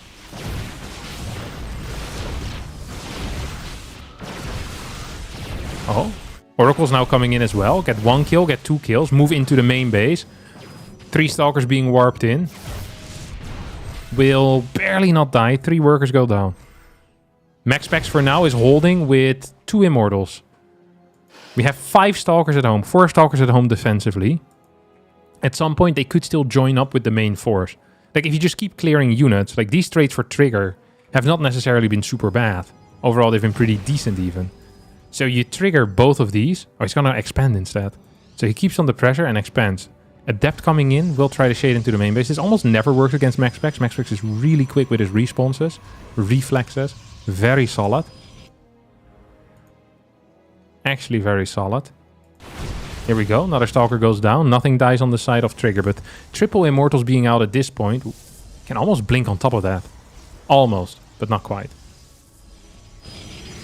Here we go. Oracle dies. Oh, this is not a safe spot. It is a safe spot, but not where he was before. So at this point, I think you can probably pull three Stalkers to the front and see if we can deal some more damage. Robo is on the way on the low ground. We're going to go for charge behind this with +1. Templar Archives is inevitable as well. Trigger is on his way to a victory. And there is very little standing in his way towards that 2-1. Like, I don't see what Maxpax... Like, he's gonna go for a Charge Lot Archon attack. That is it, right? 8-gate charge load Archon attack. That is going to be the name of the game.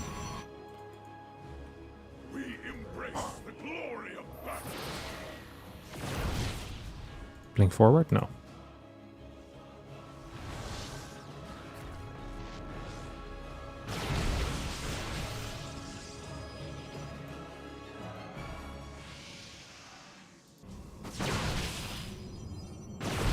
Four Immortals. As the Trigger's also building some Immortals defensively, by the way. Kills 2 probes. Not the end of the world. Double Adept Shade now coming in here as well, but we have some charge lots available to deal with that. We have plenty of charge lots available to deal with that. 3 workers will fall instantly though. That is a pretty nice trade. Zealots now charging on forward. They're going to get Adept number 1, and Adept number 2 is going to get a kill as well. So 3 workers for 2 Adepts. I think Trigger is completely okay with that. He is supply block, which sucks. He is down in upgrades, which also sucks. But Trigger is up an entire base here. It doesn't show quite yet in the mining, but it should show in the minerals relatively soon.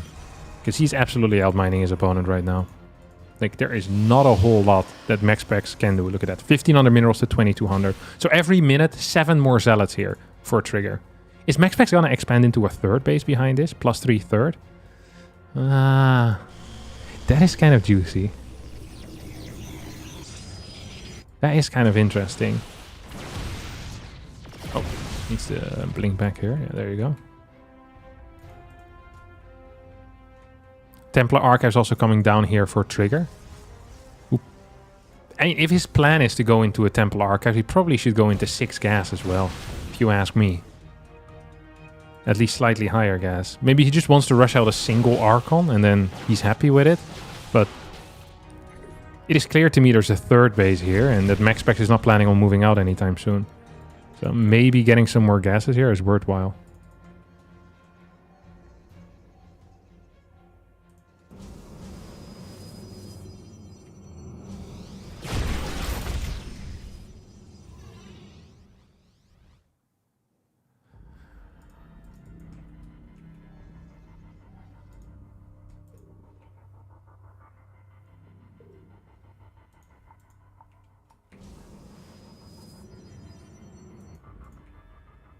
I mean, Trigger is really far ahead. But his army quality is getting worse and worse the longer this game goes. And also the difference between someone having like a 20 supply lead when both of you have, you know, one person has 40 supply and the other person has 60 supply. And then the difference between like 80 and 117 like is significant. Also, there's going to be just an upgrade advantage here, guaranteed for Maxpax. Maxpax is now surpassing Trigger in worker count. Is going to be up 2 upgrades for the next 20 seconds. And we have 5 Archons versus only 2. Like, positionally, this might still be possible. If you get a really nice position. Ooh. This is good for Trigger, though. Like, getting this high ground is huge for Trigger. Let's see how this is gonna go. Whoa, nice little spread on those Zealots. Can he continue spreading towards the bottom? The answer is no. No split off into the natural might be considered a mistake. Archons neatly in a clump. Because this forces Maxpax into this area where you have the most beautiful concave. And look at that. Trigger, with a beautiful concave, despite being down 1 upgrade, is going to clear Maxpax's army here. He's going to be running in towards the natural as well, killing every single worker. And is going to be taking this series with a 2-1 score. 3 proxy robos in a row. No, sorry, 2 proxy robos and a proxy Twilight Council. This is what you want in life. This is what PvP is all about. And if you don't like it, then that is completely allowed. You know, that is fine. Maxpax with another loss in PvP, as he's been stacking them up as of late. Absolutely stacking them up. Let's have a quick look at his most recent PvPs. He lost PvP versus Clem. He beat Hero. He lost 1-2. Am I seeing this correct? No. Really?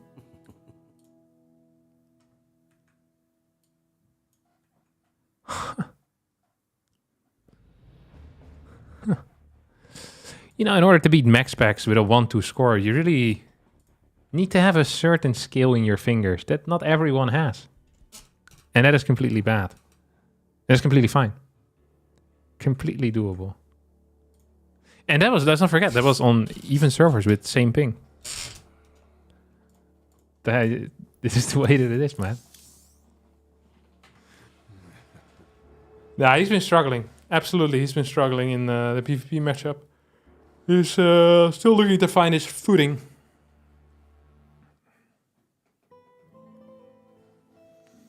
I feel like if Maxpax would just proxy robo every single game himself, his win rate would be insane. Like, his micro is very good. But he just wants to play the same build again and again and again. The era of the one gate expand is over? Yeah, it is.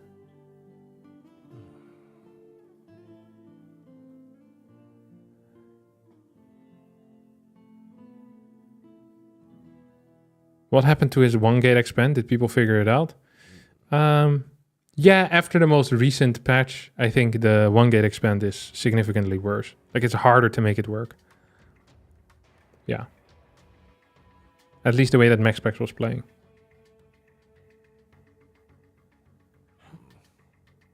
So what's the optional build for PvP?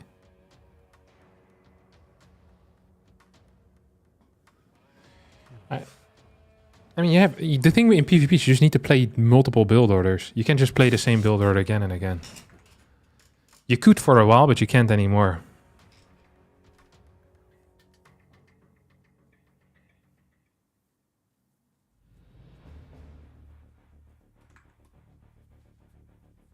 Yeah, he can proxy, he can do one gate expand. Yeah, you can play all these builds, but perhaps not in isolation again and again.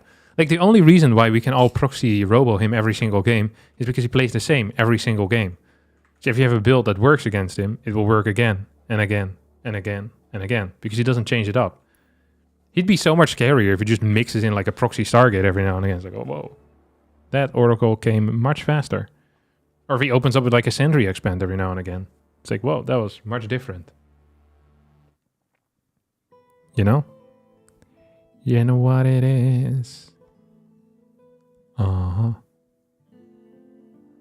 You know what it is. Black and yellow, black and yellow, black and yellow.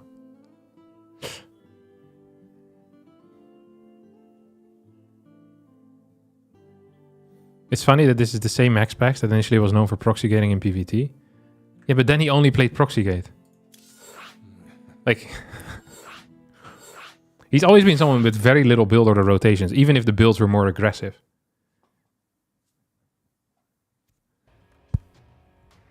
Like, he also plays 3-gate blink every game, which is a very aggressive build in PvT.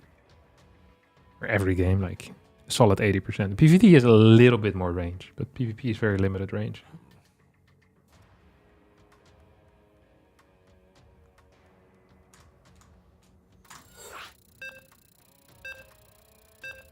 How did you learn English? I don't know. Just by reading. I used to play Pokemon growing up as a kid. And because the Netherlands is such a small country, there's no localized games. So you can automatically learn English. Most TV shows are English with Dutch translation, like subtitling. So it's really simple. You just serve, like, if you don't die and you consume some type of content that isn't Dutch, you're automatically going to learn some English. And then in high school, I took a bilingual program focusing on British English, I think we did. So I got my IB certificate for English as well, I think.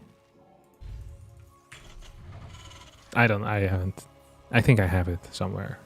But yeah, so like half of my classes were in English in high school for the first 3 years. And then after that, like 25%. So like biology, math, economy. I think that's about it. I can't recall. Like, we had English class as well.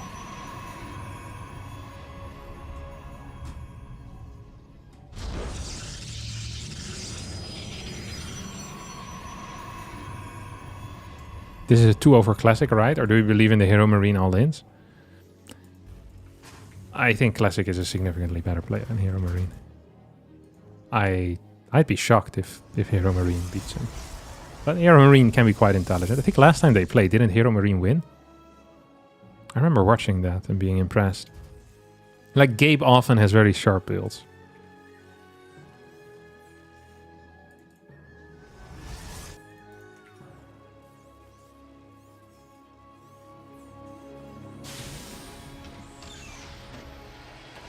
Isn't everyone speaks English in Netherlands but hate others do?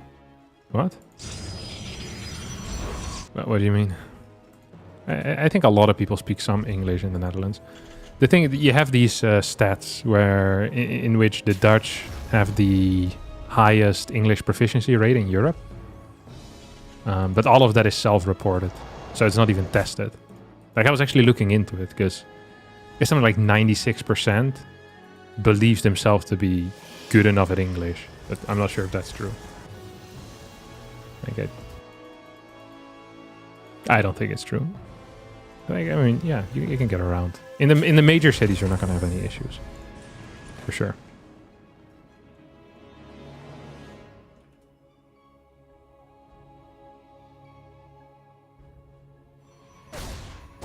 Netherlands is like top 1 by English level as a non-English speaking country. I think this is just self-reported. I looked into those numbers once, and it just was self-reported.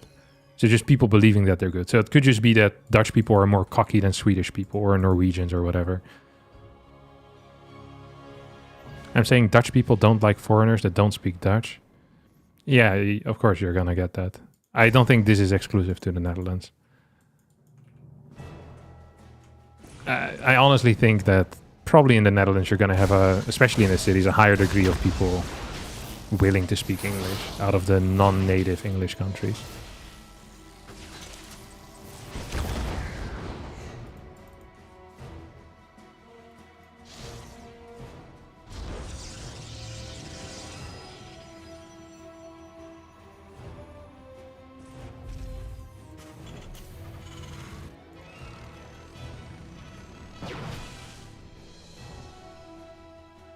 Alright, let's have a look. Double battery, gate. I think this is an okay way of playing against this type of stuff. And we're actually going to go for a... It's going to be two marine cyclone drop. This is a weird build. Did he forget his reactor, maybe? He lost 2 Reapers already. It's going to lose a worker here as well. Might kill a Stalker, though. Because you can chase here with Reaper Hellion. And then your Medevac or your Cyclone comes out, and I don't think the recall is in time. You need to recall instant. Target fired out of heromarine was a bit off there. He went for the left one first. Now he's going to pick up again and go for it once more. It's just a battery in the main, though. As we rush into 4-gate blink. Wait, what? 4-gate blink with a sentry. This is not super common. It's going to barely miss this Medevac as well. Do you have a recall available? No, we don't. Warpins could come soon. There you go. Double Stalker. And this drop is hitting extremely late, and as a result will have no real value. Hallucination Scout will see that this is Banshee Cloak.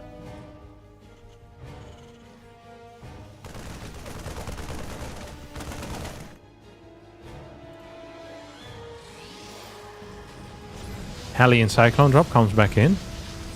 Left no units at home whatsoever to deal with this. It's gonna have to warp in 2 Stalkers. But this is 4-gate. This is a serious attack here. And I mean, if the Cloak dies, I don't really see a way for Hero Marine to hold this.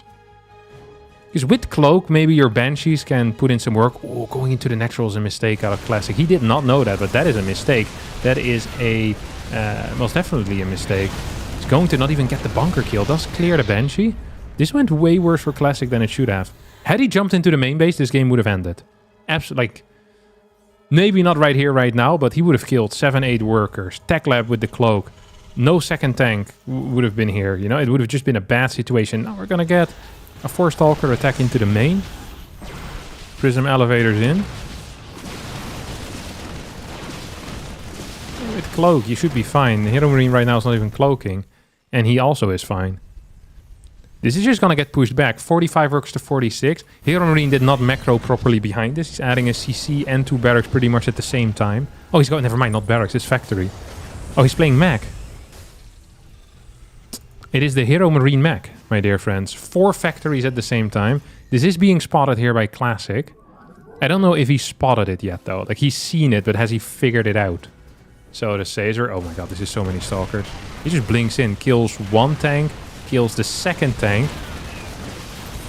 Is this what we call A good game well played. We're gonna get another 4-Stalker warp in at some point in the near future.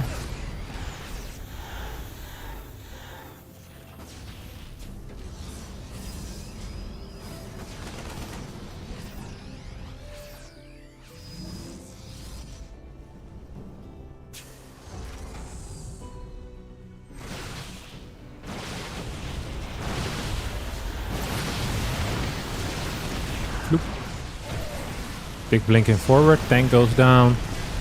Banshee's gonna get targeted. I'm pretty sure Classic just wins the game here now. Hero Marine getting completely bomb blasted here by the superior South Korean Protoss player. In a one-sided affair.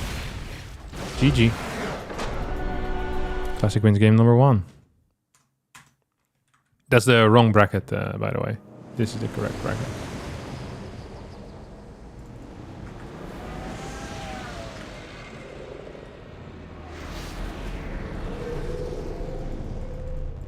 Danes also speak perfect English. Yeah, Denmark is very good generally. I think Sweden is very good too.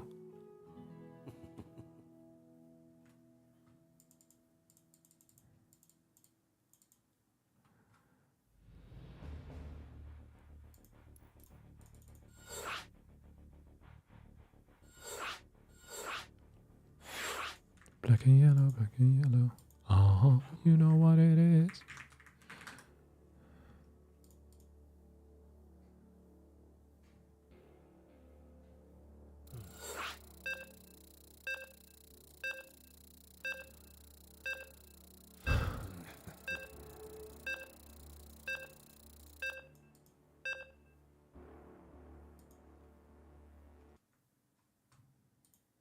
You'd say Denmark is better than Netherlands, better than Sweden, better than the UK. When it comes to English?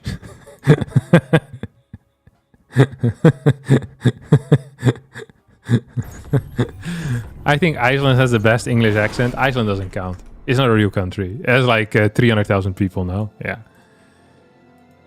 Like, I think it is too small to, you know, to be relevant to the discussion. It's like maybe in Montenegro. Or, you know, they have fantastic English too. I don't know about that. It's like it just doesn't... It's too small. I think the minimum amount of people to be counted is like 5 million. Then we're kind of talking.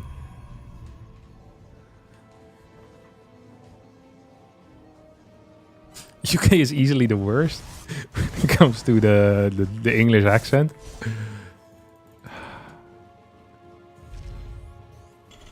Denmark and Netherlands have by far the best clean English I ever heard. I've been only to Denmark for a very limited amount of time, so I don't know enough about it. But anytime someone tells me about Denmark, it is... They love it. They say it's a great country. Lots of English-speaking people. Kind of keep to themselves, but still kind. High taxes. You know, good social care overall. A good place to live in. Everyone loves Copenhagen. Everyone that's been to Copenhagen says it's a great city. They have great cyclists. Like, what more do you want from a country?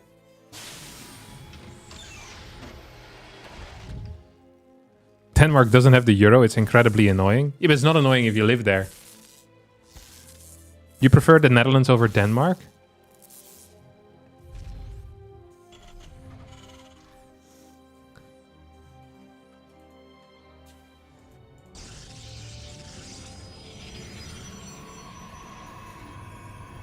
I love British English when they speak to foreigners and try to speak clearly. Yeah, I like the proper, like the Harry Potter English, you know? What's she called? The Hermione Granger English. I think that is very nice. It's like clear and it's kind of special in itself, but you can understand it. But some people, yeah, you listen to a British person speak, you're not even sure if they're speaking the same language. It's like, holy crap, you're native? That is insane. Can't hear a word you're saying. Does Wardy slow down when he talks to you? If Wardy speaks in his actual accent, he is incomprehensible.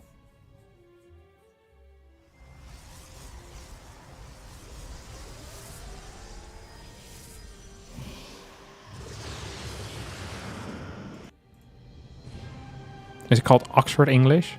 Amazing.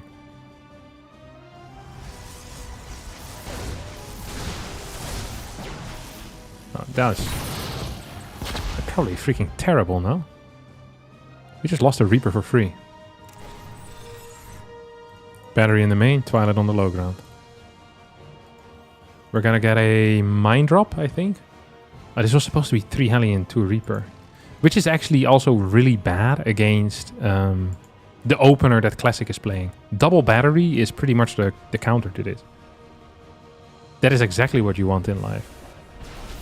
One more force field? Oh yeah. Very neat. It's gonna be a double mine drop here.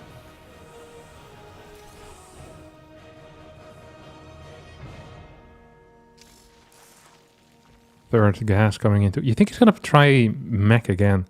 Could also just be that he wants the extra gas. Well, actually, do you need extra gas right now already? Tank plus Banshee? Probably. Okay, double mine drop's gonna hit 425. Robo comes down 4 gas, so it's not going to be the same build as in the previous game.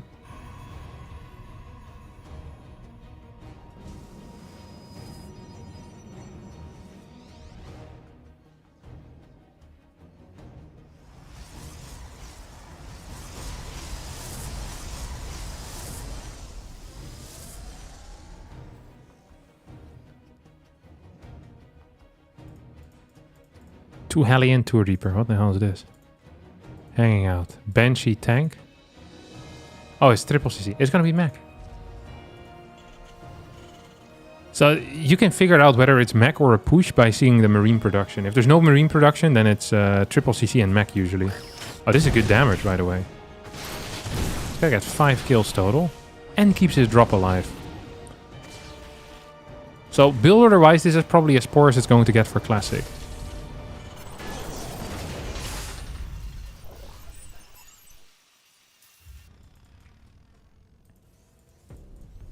Yeah, there you go, mech. It is rare to see mech these days. Although less rare than it was 6 months ago. The way that heromarine played was triple tank into Cyclone, when I kind of studied his ways. Classic does get the full read on here. Oh, someone's ringing my doorbell. See if someone else will take it.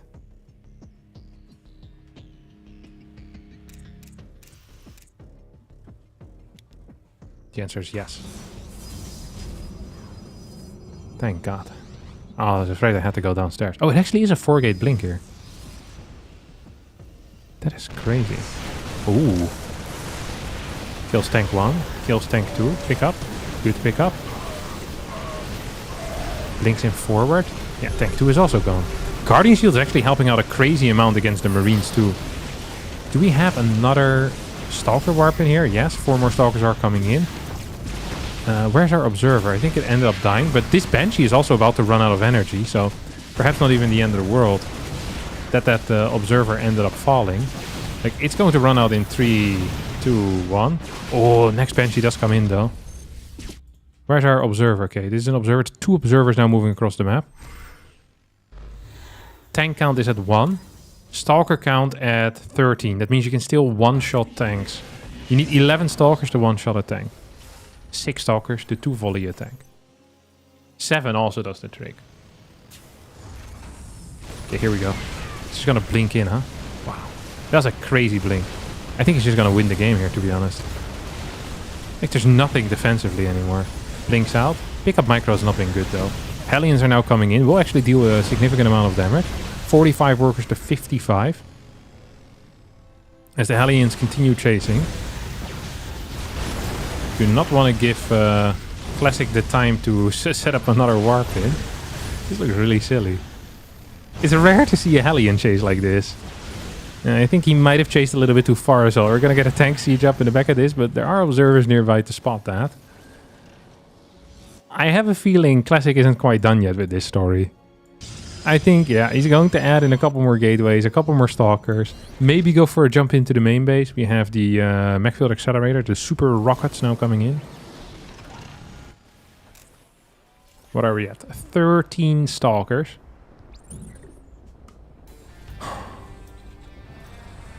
We can enter the main base? Maybe we can actually.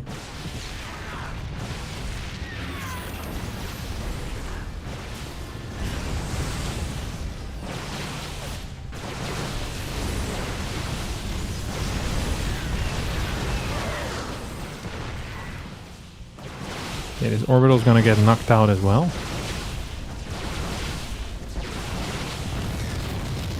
I think heromarine might be dead. This could be considered a controversial opinion, but he's 2 base mech versus someone that is 3 base not mech. That is bad for the person that is 2 base mech. Those are the rules.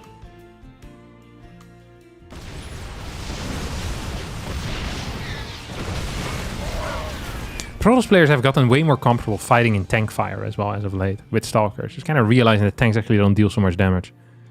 So it's okay, you know, it's not a crazy amount. We have 4 Templar in the mix, 4 Nexus up here, 8 gates, 2nd Robo, 4G. Dude, they're freaking cooking.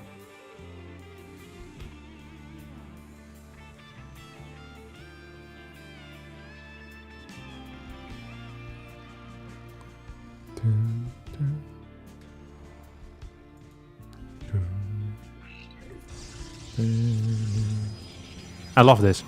Like, little stuff like this actually makes a big deal against Heli and Harass. I don't think we're ever going to see Heli and Harass in this game, but imagine we would. Then that would be a big deal. Hero Marine is going to try to move out once he's getting closer to 140, 150 supply. Probably wants to wait until he has mech field as well. No, he's just going to go for it. I mean, he wants to wait with the big fight until he has mech field, surely. Prism enters the main base, 6 Zealots in there. Forward base can be given up without any real problems. Templar will need to kite this army together with the Stalkers. Oh, there we go. Storm number 1 misses. Storm number 2 will absolutely hit. Storm number 3 is going to connect. 4. Boom. Now we're talking as Heli and Cyclone gets pushed to the right. GG gets called. Hero Marine will lose this game. And will lose the series with a 2-0 score.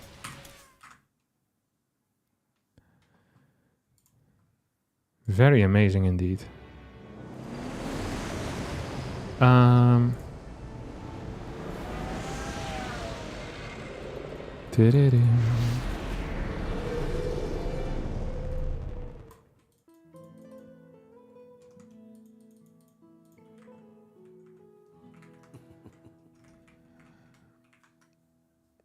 think that's it for me today, boys. The rest of the tournament will be casted still by Wardy, so if you want to watch that, you can head over to his stream. And otherwise, I'm out. Enjoy your weekend.